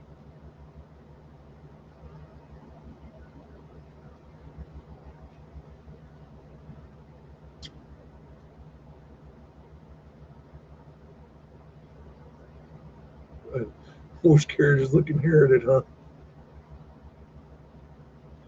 First Presbyterian Church, number 76. I don't know what that means. 1900. I'm not sure what city. Doesn't tell. I don't know. They don't tell here. 1849, 1911.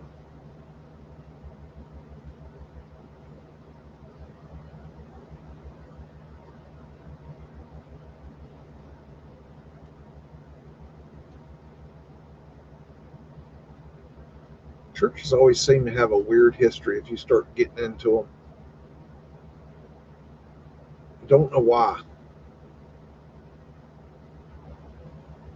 It seems like anytime you have a church like, that's a quality church, like even the littler ones, that like there's always some sort of just oddness to it. That reminds me of what's it called, a Jerusalem cross. That's what that reminds me of. The Celtic nodding. Horse fields. That brickwork right there.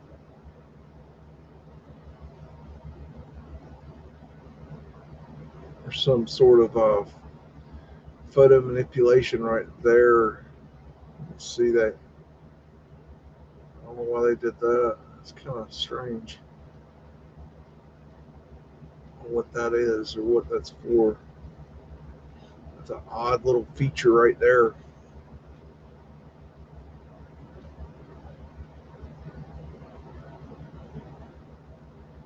That's odd. I don't know. It's like these niches might have should have had something. That's weird. There's that same photo manipulation right there. There's something.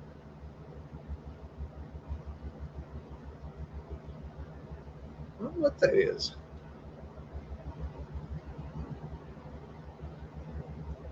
I don't know. I wonder if it was a power line, but I don't think it is. That's odd. This is a weird building.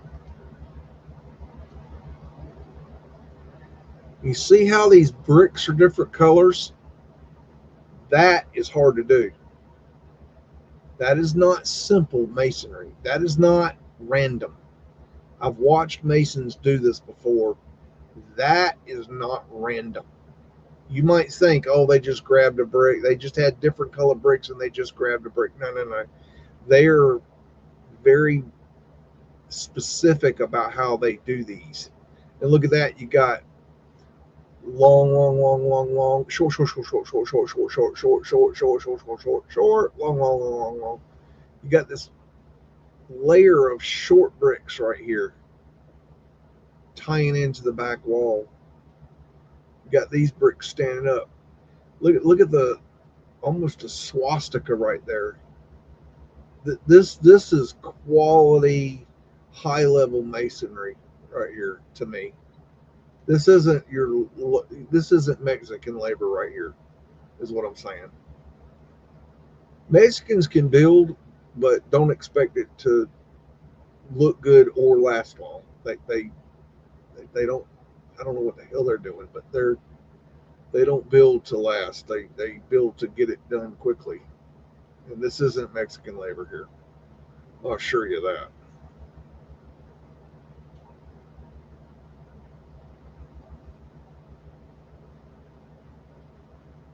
It's in the details, but that is definitely look at that. You got a shorty, longs here, longs here, short here, long short, longs short, like that. All that is extremely purposeful. That is the planning of that and the execution of that, and the way they lay these bricks out. They didn't just randomly put a brick up of a different color. They have a way of doing this so it doesn't look like it's a pattern, or it they make it look right. I don't know how to explain it. It's not random what's done there. It's purposeful. And it takes a quality mason, a real quality mason, to do that work right there. That building. It kind of looks simple, except for this big rose window here, but it kind of looks simple on face value. But when you get into that sucker, there is a lot going on. Look at the checkerboard pattern here, the herringbone pattern here. I mean, they're really they're rocking out right here. And this is quality stuff here. Look at this, these pillars. I mean, come on, just excellent quality. Like that is quality.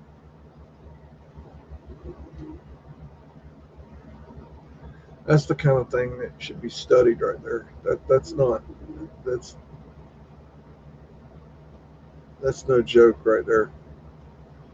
First Presbyterian Church, First Unitarian Church, Woodard Avenue, Detroit. I got a couple Tartarian lines guarding the door. Got three doors, three arches, one big arch in the center, great big old door. Checkerboard pattern. Check out your star here.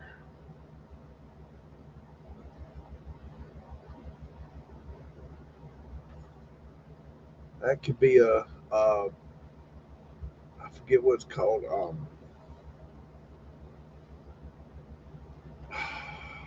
Part of the flower of life. I forget which one it is. Um, that too. That's very sacred. There's a lot of sacred geometry going on right there.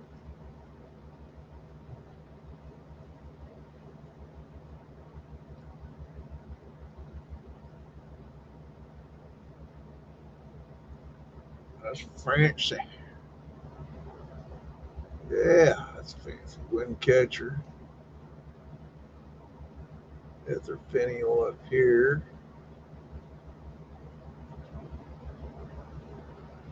Oh, I'll tell you what, it's been a hot week. It's going to be another hot week this week. I was straight up hallucinating Thursday and Friday at work. It was so hot. I finally finished the sides of my hoop house. Now I got some small things that need to be finished on it. I've got to fix some masonry where the masons, there was one little spot on the block work they didn't do a good job, and it came out. And I didn't do it. It just came out on its own. And I've got to mix up some mortar and repair that. Not a big deal, but and it's a little bit of a big deal because I got to mix the mortar, the S mortar, which I'm not real proficient at. I get it. I get her done, but there will be a YouTube video watched. But I got to do that. I got to do some small things to get the to finish that up, and then I got to get the hoop. I got to get the plastic on the top, and then I can make a video and show you guys how it turned out. And I think you're gonna be impressed. I think I'm really happy with how it turned out. I had a lot of the first three sides took me about a week each, but the last side took me about 2 weeks because it was when I didn't do this. I wouldn't have done this. I'm not an idiot, but they built the hoop house um, about I'd say about 14 inches away from the biddy house, and um, I'm wider than 14 inches. Okay, and so I had to work in a space that was 30 feet long, 14 inches wide. One side was a metal building, so the sun was coming down and hitting the building, and just absolute. I felt like a piece of fried shrimp for all week, for 2 weeks, and so it was just brutal. And then so you go through the whole day of working on this damn thing, having trouble getting to it. Oh, and then I have to squeeze in it at the beginning to go in and out of it because there was a jackass put a fire hydrant, or not a fire hydrant, a water hydrant right there in the opening. So you've got about, I don't know, 10 inches to get through. So I got to get my big ass through this little 10-inch spot. And every time it would scrape me. Anyways, it's just pain in the ass. And then at the end of the day, the humidity was coming in. So when the sun would get down to where you're finally like, oh my gosh, hey, would you zip it, big old mouth hound dog? When the sun finally got down to where the humidity wasn't, I mean, when the sun got down to where you weren't so hot, then the humidity would kick in.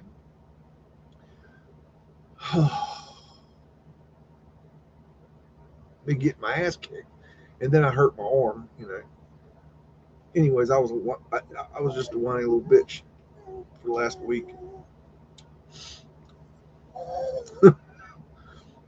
Oh, this is Floral Steps Gates Ajar, Como Park, St. Paul, Minnesota. Hey, you've already been out. You're not going out again until I say it's time to go out again. And you know why? Because you're a big mouth hound. And I ain't got time to be dealing with no big mouth hounds. Yeah, they do some weird stuff with flowers back then. I don't know why. This is a common thing. A lot of times they would put them on carriages and do parades. Just odd kind of stuff. Anyways, this is Fort Charlotte, Nassau, WI. WI, there's that WI again. We ever figure out what WI meant? I figure haha knows everything. Haha, what's WI? What world? Star Fort, in case you need that.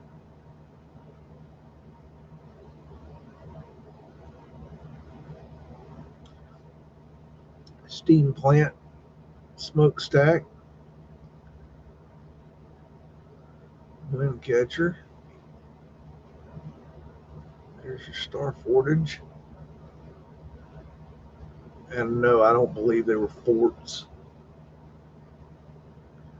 And I'm not convinced what they were. I've not seen anybody prove to me what they were yet, or give me enough evidence to where I can, I don't know what cannons were. I don't believe cannons shot balls, but I don't know what they were. So this is the front gate of John G. Shedd Mansion at 4515 Drexel Boulevard, Chicago, between 1895 and 1910.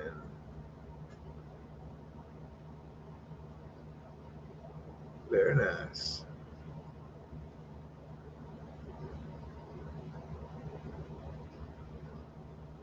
Fleur-de-lis. Fleur-de-lis. Fleur-de-lis. I believe the fleur-de-lis is a symbol for the flat earth. the fleur de lis. That's just my thinking on it.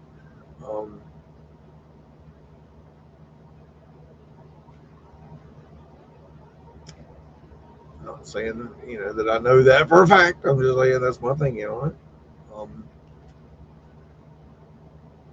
This reminds me of a squatting man symbol.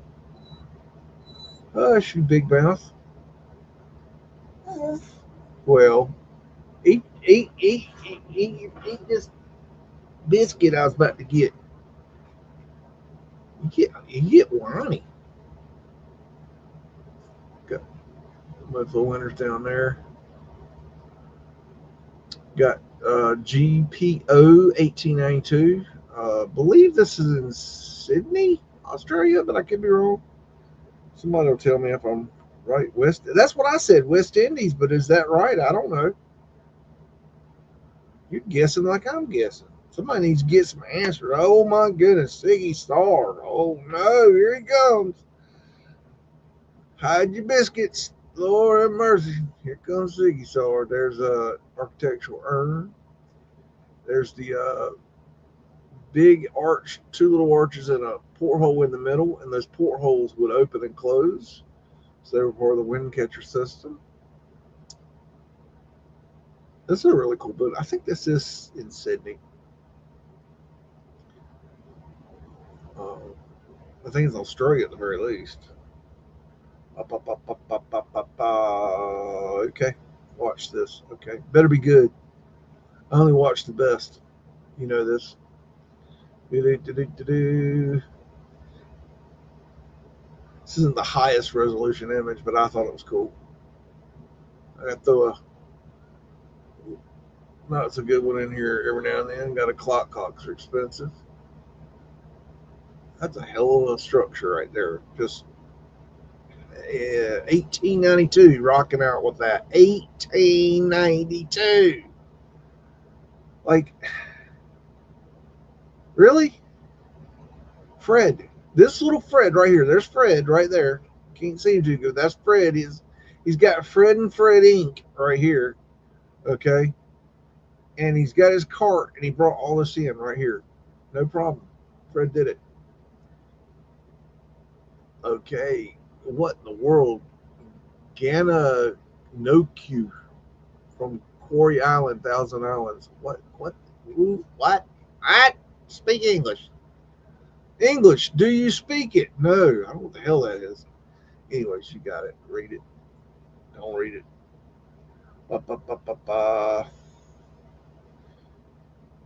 Oh, I bet it is hot down there in Florida, Siggy. Ooh, it's been terrible here. I was out thrift shopping yesterday, and it was burning up. Hush it now, you big mouth. Look at that big old building right there, the church, I guess. Zip it. Are you trying to be annoying, or is that just something that's like, is it like your purpose in life to be a pain in the ass? Here, I got your toy. Now what you gonna do? Probably get mad. I got your toy. George Street, Sydney, 1880 to 1900, somewhere in there. George Street, Sydney. All right. Got these could not. I don't know. Are they safe? I don't know. You just kind of jump on and sit, and then jump off. I don't know. I'm not so sure if they were real safe, but I guess they were. Whatever. Porthole. Shit. And they get on my nerves. Architectural urn.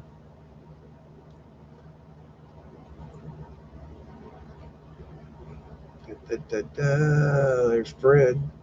Fred's all around the world. He's worldwide. Fred Inc. Worldwide. Yep. Ain't no damn donkeys ain't around here. Fred's the OG. Ain't no damn donkey. I ain't never seen no donkey. Donkeys Inc. how you gonna steal something from somebody, like somebody's like thing, and then like rebrand it with nothing like there? Like it's like, I mean, golly, I mean, he's obviously talking about Fred. Like that's where that came from. Matter of fact, I know I have even more information. I have a very strong suspicion that that that ML lunch break has that I know how he got it from me. I have a strong suspicion. I know that. I I mean, it's obvious he got it from me, but I mean, I have a strong suspicion that, like, yeah, yeah, that's where that came from. I know a lot more about lunch break than I'm not saying. It's Globe Iron Works Shipyard, Cleveland. Y'all wouldn't believe that. Sometimes y'all would not believe how the sausage is made. Y'all really wouldn't believe it. That's all I'm gonna say. There's Fred. Look at those. Oh, those are beautiful boards. Oh man, gosh, we've got stacks of these at the farm from they were taken off an old building. They're not pretty and new like that, but boy, they're something else when you start working with them and get them sanded and man, get the nails out of them. That's the hard part.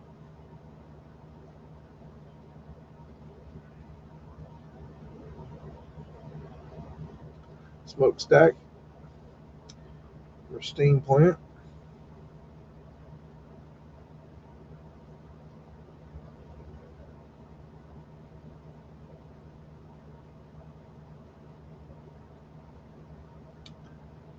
Dun dun dun dun dun dun.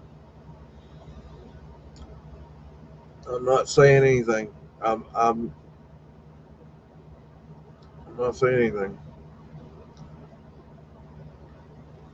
I'm just saying all I'm saying is y'all don't want to know how the sausage is made. That's all I'm saying. Granville Street, Vancouver, BC, 1902. I have it on very good authority how that sausage is made. That's all I'm gonna say. Post office, Mudflood Winders, Boss Man,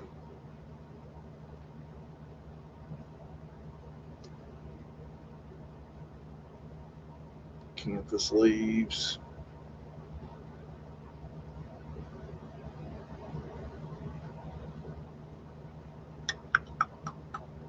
At the penny was Mercury Balls. Got the dentist.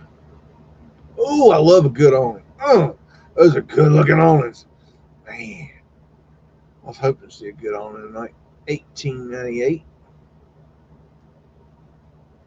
Florida Lee.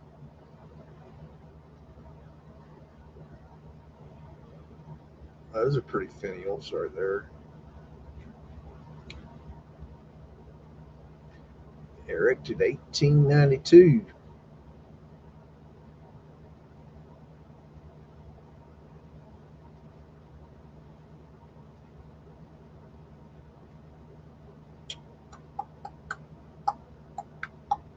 Hey, a dog. Mud, there's a doggy. Look, is that? What in the world? The hell is that? I don't know. It might be just what that is. Some kind of anomaly in the photograph. Look at that business right there. That's wild.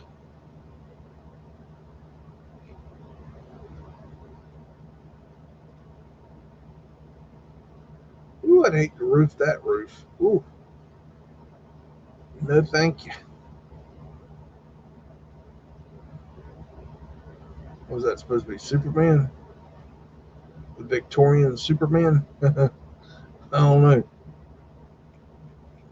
That's crazy. Group Frank Cousins Coach Columbia Day 1892.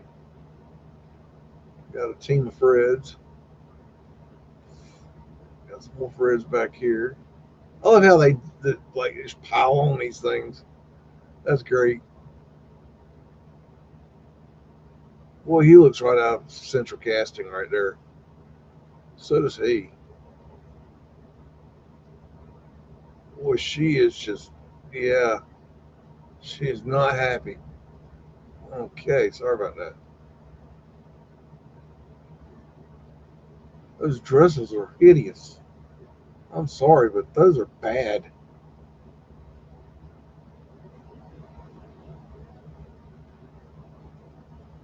Something Cousins Beehive. Frank Cousins Beehive. All right. I don't know what the wheel's for. Is that for popping wheelies? Is that so you can go bounce, bounce, bounce, bounce, like Snoop Dogg? Group John R. Treadwell Janitor and John J. Connors Constable Peabody Museum. I got Boston Man here. Jeez. Boy, he's decked to the nines, isn't he? Look how dirty his boots are. Those tiny little cannons. Itty bitty little things. Little toy sailboats. Gosh, those are nice. I can make a case of that being a flat earth asterisk. I can do that. I don't think I need to. Palace of Fine Arts, originally built for the 1915 Panama Pacific International Exposition in San Francisco. San Francisco tree. This building has a lot of odd history behind it. I think that they did some pretty good psyops on this one.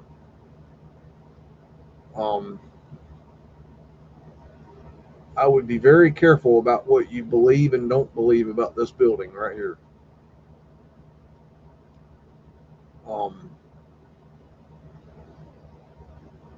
It's almost like they knew this building was a problem and that they had to hide it somehow.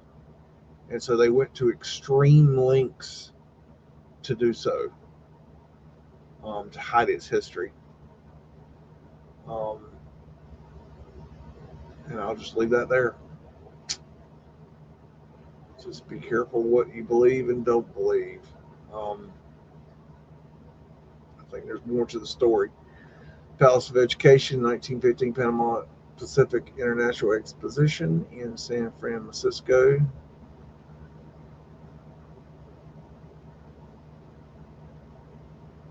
That's wild.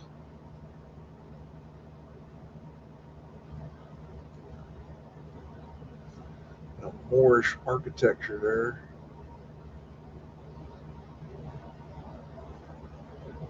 I think this is some form of technology too. These deals where they have the arched ceilings and the doodads in them.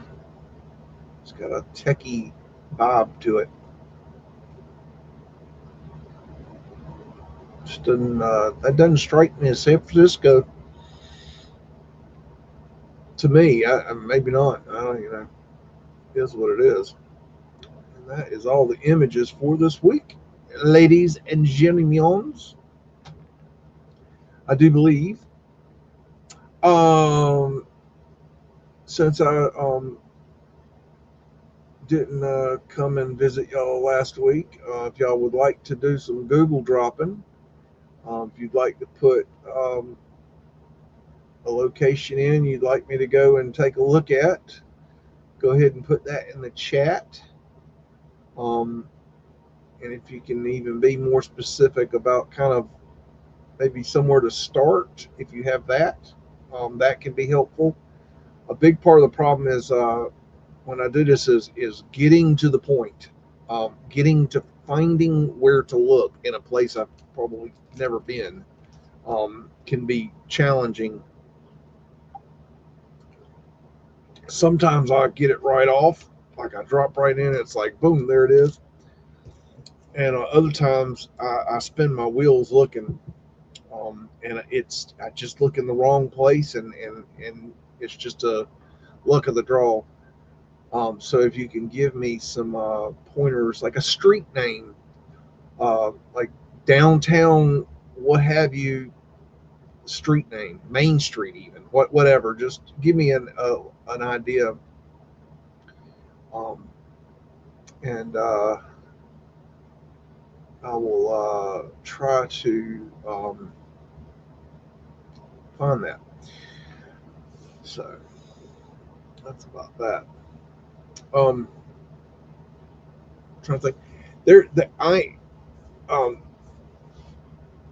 just going back my Charlie Kirk investigation.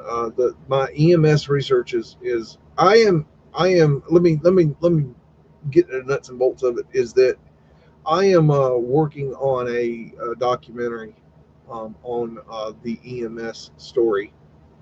Um, I'm trying to put that together, and what I want to do is I want to present the story in a.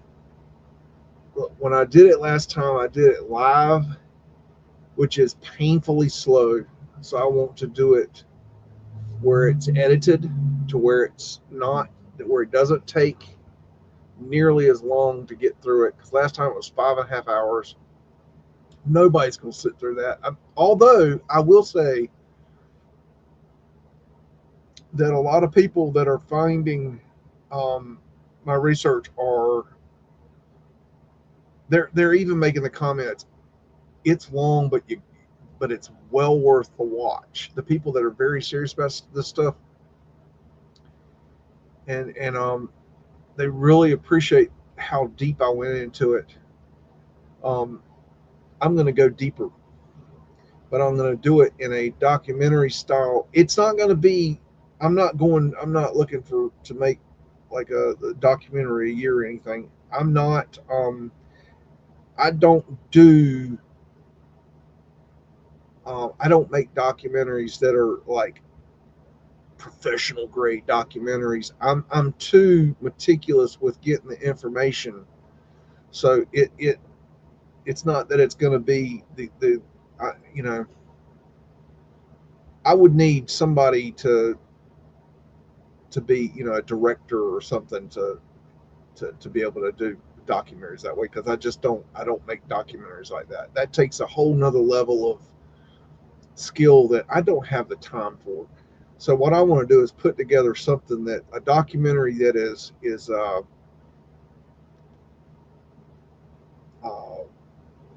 cut and dry, as interesting as I can make it, but as get the information on video, and make it as palatable and as quick to watch as possible, because I have so much information. I mean, I got to go through God knows how many videos.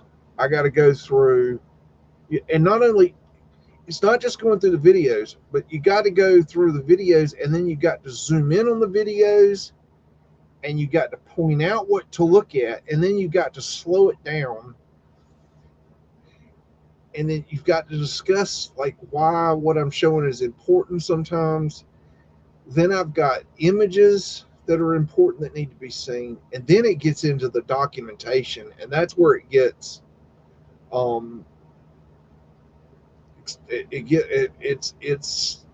it can be daunting, because it's looking at the law records of the laws that need to be looked at, and it can be very challenging to show that, because it's, I don't know if you've ever read law documents, but they're not written like a novel. They're written like, you know, R.53.88.ABC. This section talks about this, and then you go down to this section, and then you find that, and it's like, and then you read part of it here, and then you have to go down to a subsection, blah blah blah, and read the next part, and it's like it is in lawyer speak, and it sucks balls. But to get the story, you have to go there. It has to be done that way. But I'm working on it. I want to show you my thrift store find. I don't know. Hopefully you can see this. It's a back it up. It's a thermometer, a barometric pressure, and a humidity. Um, and it's got some. I got to figure out how accurate it is. Like I know it's registered. It's like 70, not 79 in here, and it's not 79. I mean, I feel 72 to 4 right now. So, but I don't know if I don't know what if that how accurate that is. But then the barometric pressure stuff, it's got these like dials, like these.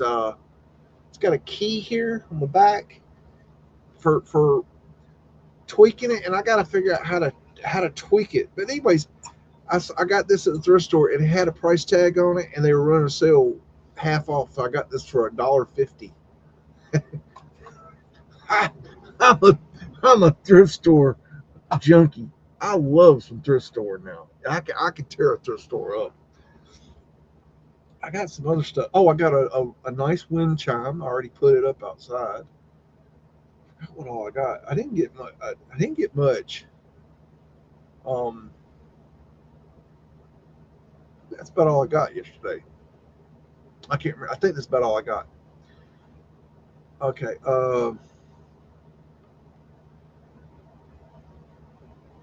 Yeah. Yeah. Anything you've got on Charlie Kirk? The best way to send that to me for Charlie Kirk is through X. I know, so you can send it through email, but if you send it through X, it's actually kind of cool because if it's something I feel needs to be shared, I can share that with the community, and they'll blast it out. If it's important. I'm finding stuff that I'm having people saying you've got stuff on your videos that we've never seen. We don't. You've got stuff that's special. I don't even know what they're talking about. So I'm not sure. I'm not sure why that is. They're not specific. They're mentioned. I get the other day I was in some chats, and I was just really frustrated with the X thing. I said I'm probably just going to delete all this Charlie Kirk stuff. I was just kind of over it. At that moment, it was just really frustrating to get taken down for doing doing the right thing. It was okay. I'm seeing Teresa's thing here. Let me go. Trying to grab the wording here.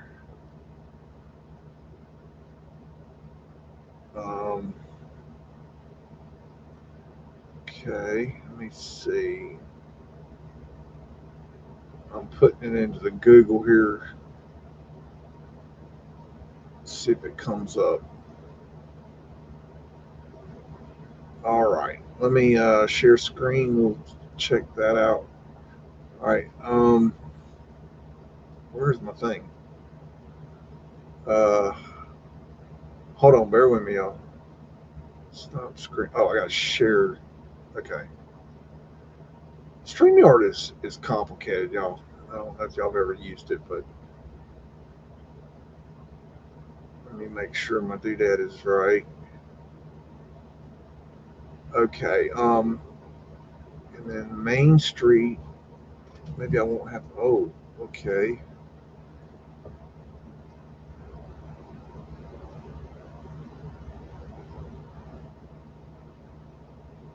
a second. What did she tell me? Well, that's it then. Yeah, that's right. Okay. Main Street.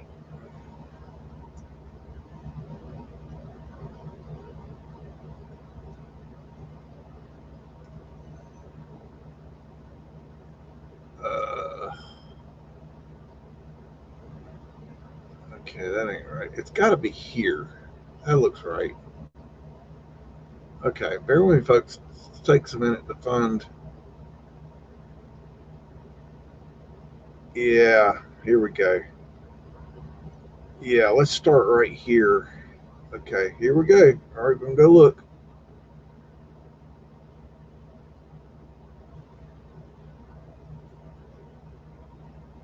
That could be old right there.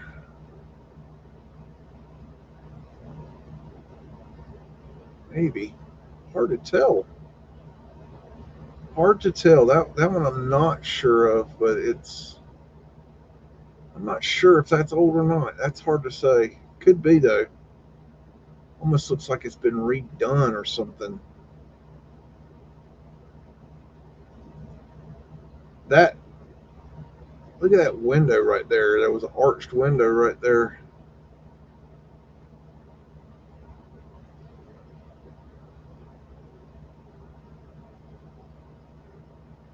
The building's definitely old right there.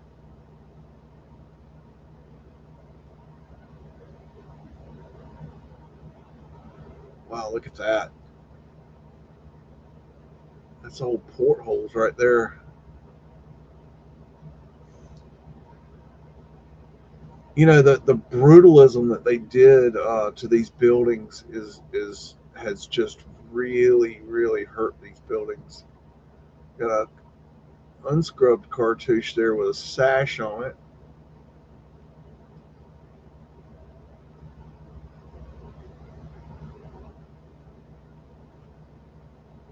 So sign say, can't read it. It's a pretty little town. Arched windows there.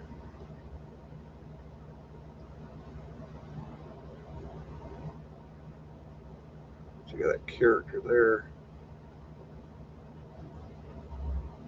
Look at those Mudflood windows right there going down. Let's see if I can get it a little closer, maybe. Oh, and that what? Wait, hold on. What did I just do? I think it jumped timelines on me. Well, maybe they weren't Mudflood windows. What the hell? 2023. Oh, it was bushes. Okay, never mind. That, that looked weird. Okay, my bad. Blame that one on Siggy. Siggy, 1906, City Hall. See, the old world is still there. You look at that right there. That's brutalist. It has been brutalist facaded, and they've taken it off. They're probably remodeling this, but they had brutalist facading on this building. Horrible stuff. People should be just whoever did it should just be taken out back and just shot, just absolutely shot, straight to jail, right to jail. No trial, no jury, just jail, and then shot. Just saying. But wait a minute. Now, hold on now. I can see that one. Let me see this juicy little thing here. Oh my. Yeah, boy. That's what I'm talking about right there. 1888.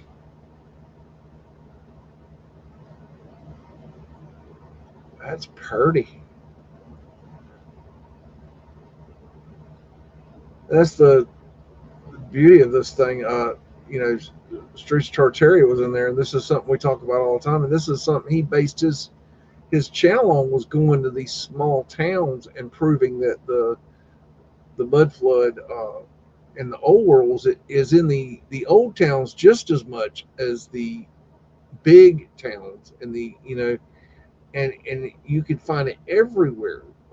That even in the smallest little town. I mean, this town is actually big compared to some of the ones I've seen the evidence in. And an old porthole been plugged up, scrubbed cartouche, another unscrubbed cartouche. But it's everywhere. It's in every town that has a footprint before 1943. You need to look at. There's a mud flood drop in right there. Um, but there is evidence, and the thing is that they burned down so much of it that if you look in the history, you're liable to find they just burned, your city to the ground. You wonder why there's nothing there. Well, go back and look at your historical records. Start there. Look for fire, great fires in your town, because just because you don't see nothing doesn't mean there wasn't, you know, a lot there.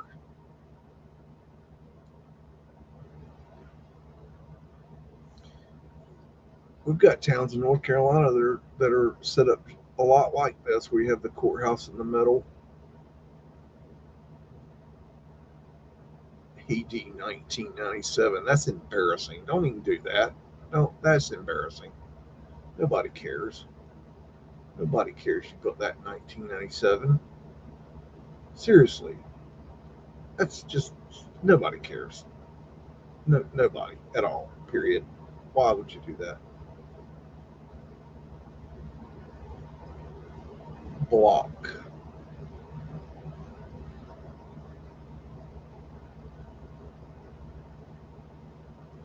portholes.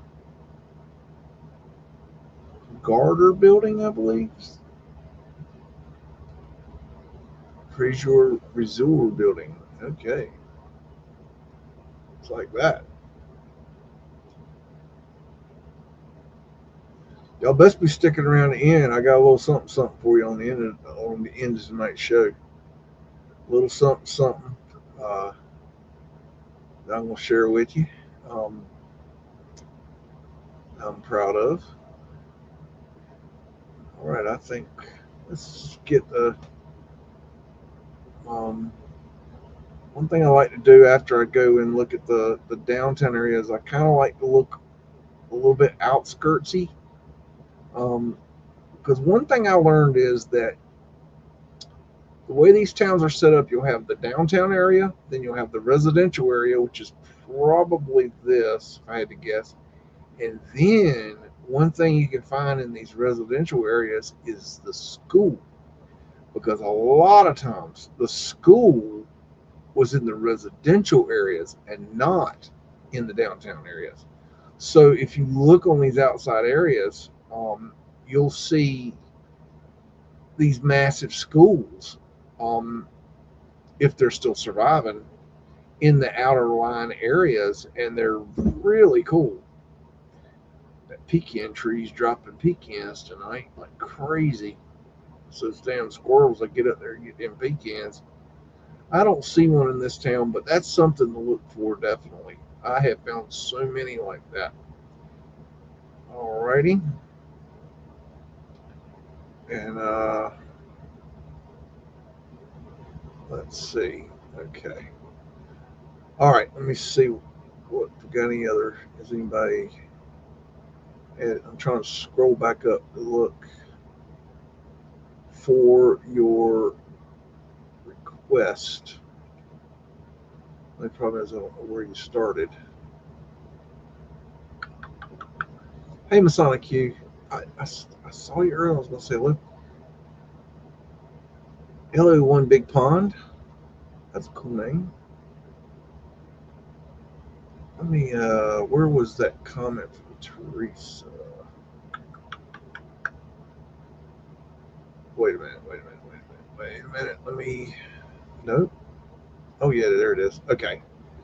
Ah, that helps. Now I can see it real good. Okay. The Cannon Armory Place on the beach on Tybee Island, Georgia. That's another one from Teresa. I don't know what you're talking about. Let me go see if I can find that. Tybee Island, Georgia. Oh, okay.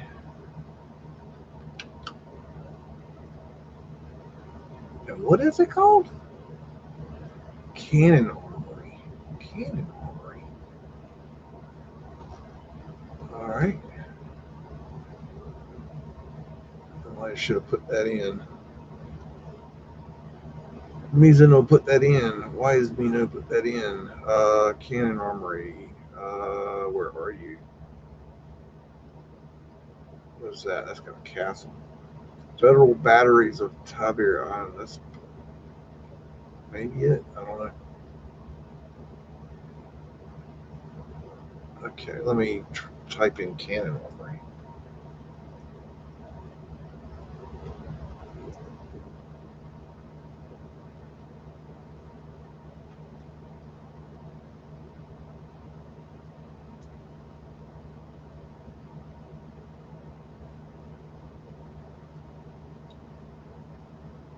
I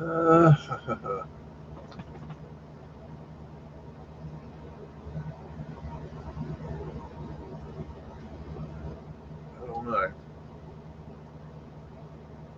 Don't look right. Uh,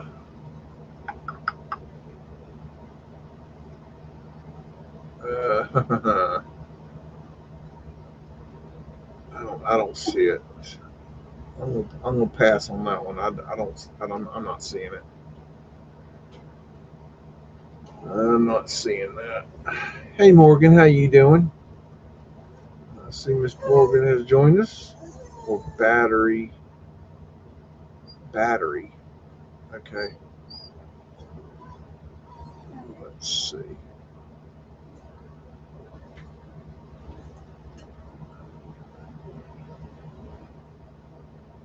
No. Battery. Zip it, Skippy. We're looking for Canon battery. Battery Bacchus. Battery what? Battery Garland. Hush now. Getting on my nerves. He does this all day, y'all. That's why I'm just like, you just get, if you got beagles, you know, you just get to where you just ignore it. This might be what you're talking about. That's a weird looking, I can't really get down there. Where's the thing? That is something right there, or whatever that is. Let's see what that is. There's definitely some sort of battery. Yeah, that's some sort of Canon battery right there. This looks very 1898. Gosh, that's weird. It looks very like World War II to me. I wonder if they I wonder. Oh, y'all ain't seeing this, are you? I know y'all are like, this done fool done lost his damn mind. That's all right. That's all right. This is what I'm looking at, y'all. I know y'all are like, that fool going crazy. Um, it almost looks like they've concreted it, and maybe it was a brick battery, and then they concreted over it to protect it and make it stronger, maybe for World War II. Um, oh shoot, I can't see it. I can't see it better than that. I've never seen this before. That's just something I've. There's some more right there. What is that?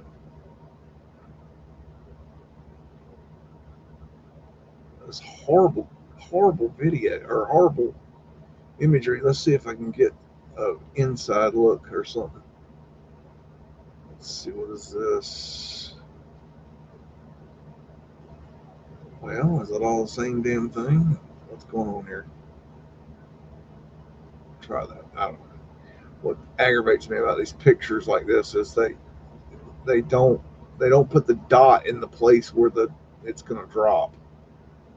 So you like put it over it and it's like, what the hell am I looking at? That's weird. It's got center box up there. I don't know. That's weird. That's a strange thing. Well, that's not what we're looking at.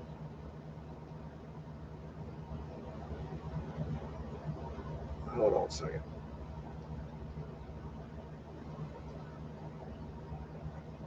I'm so lost here. Okay. Da, da, da. Thought it was along the beach. Is that what you're talking about?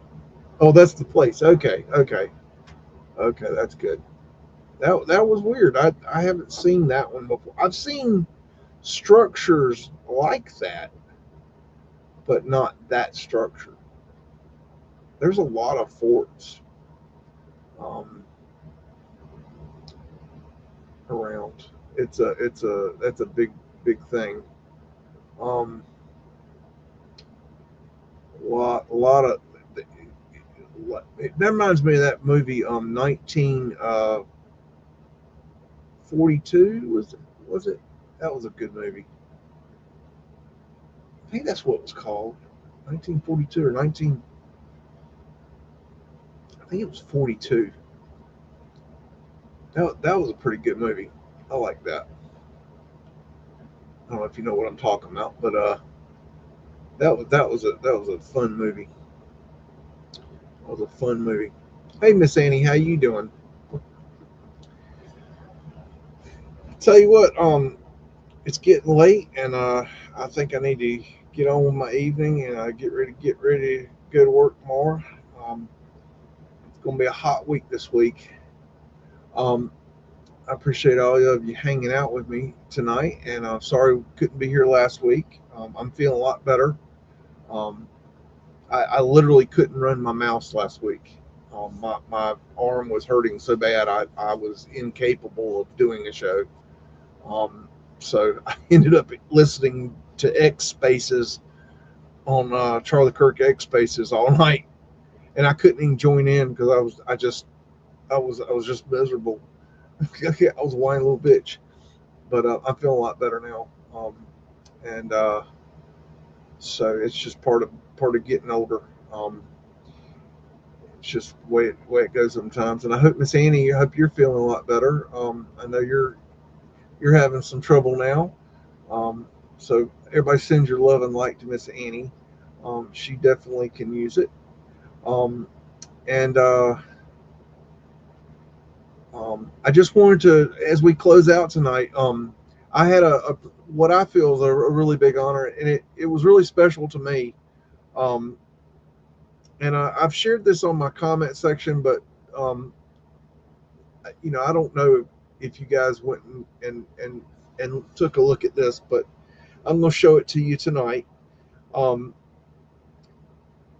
a, uh, a creator, another creator that has a YouTube channel, but mainly they're on X, is making these really cool um, music videos um, about the Charlie Kirk investigation, and he's doing them in Lego style. So it's a Lego style Charlie Kirk investigation rap video, and he was making his latest video, and in the process of that, he came across uh,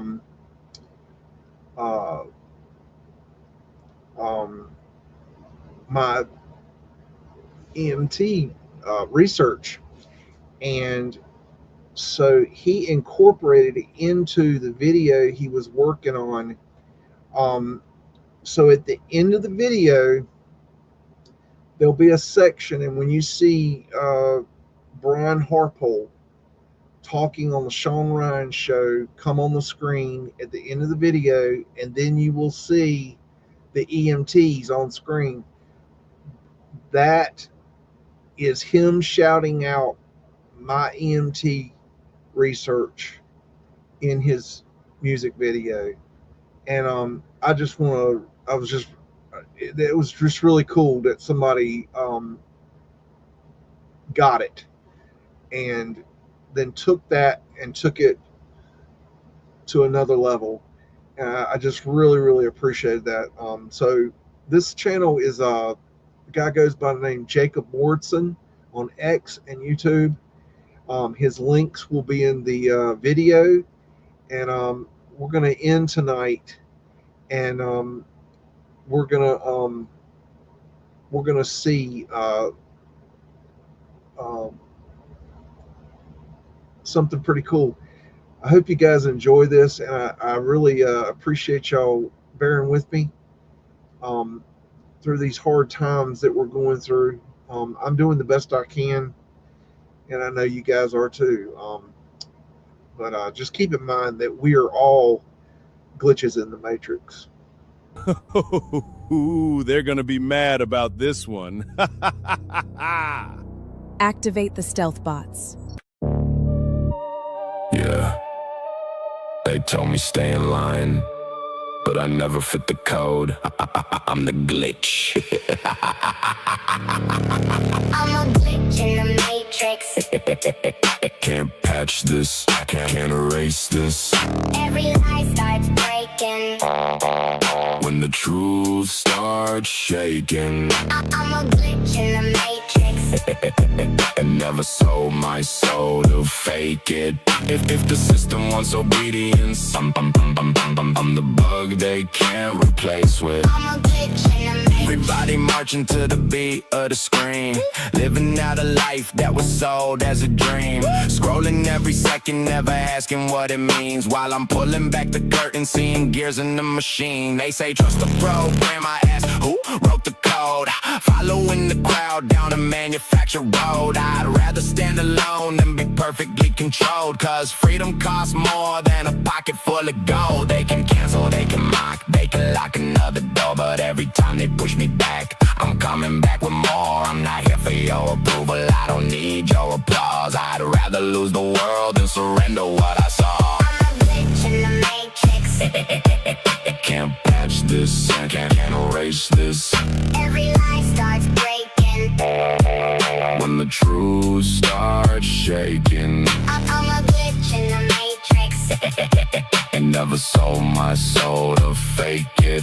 If the system wants obedience, I'm the bug they can't replace with. I'm a glitch in the Static in the signal, interference in the feed.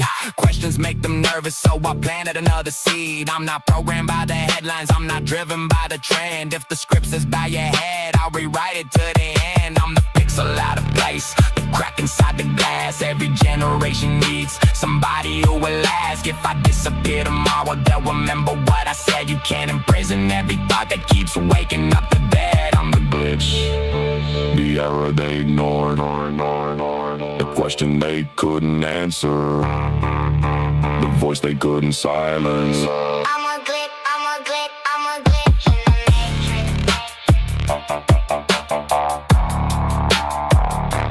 Glitch in the matrix.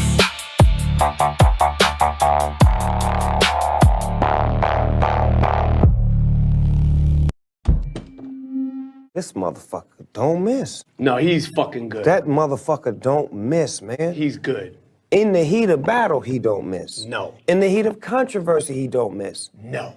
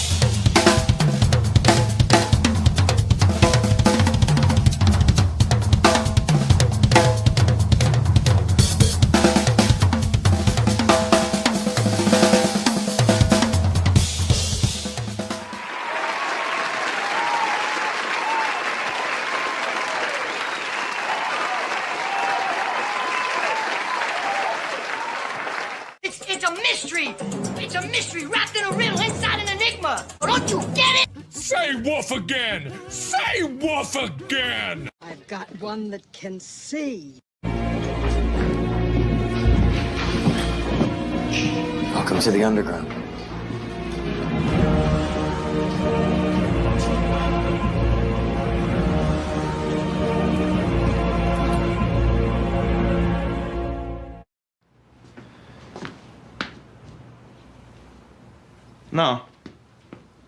No, that's it. Look, there is nothing else, all right? Come back next year. Jesus. Go. Go. Fuck off.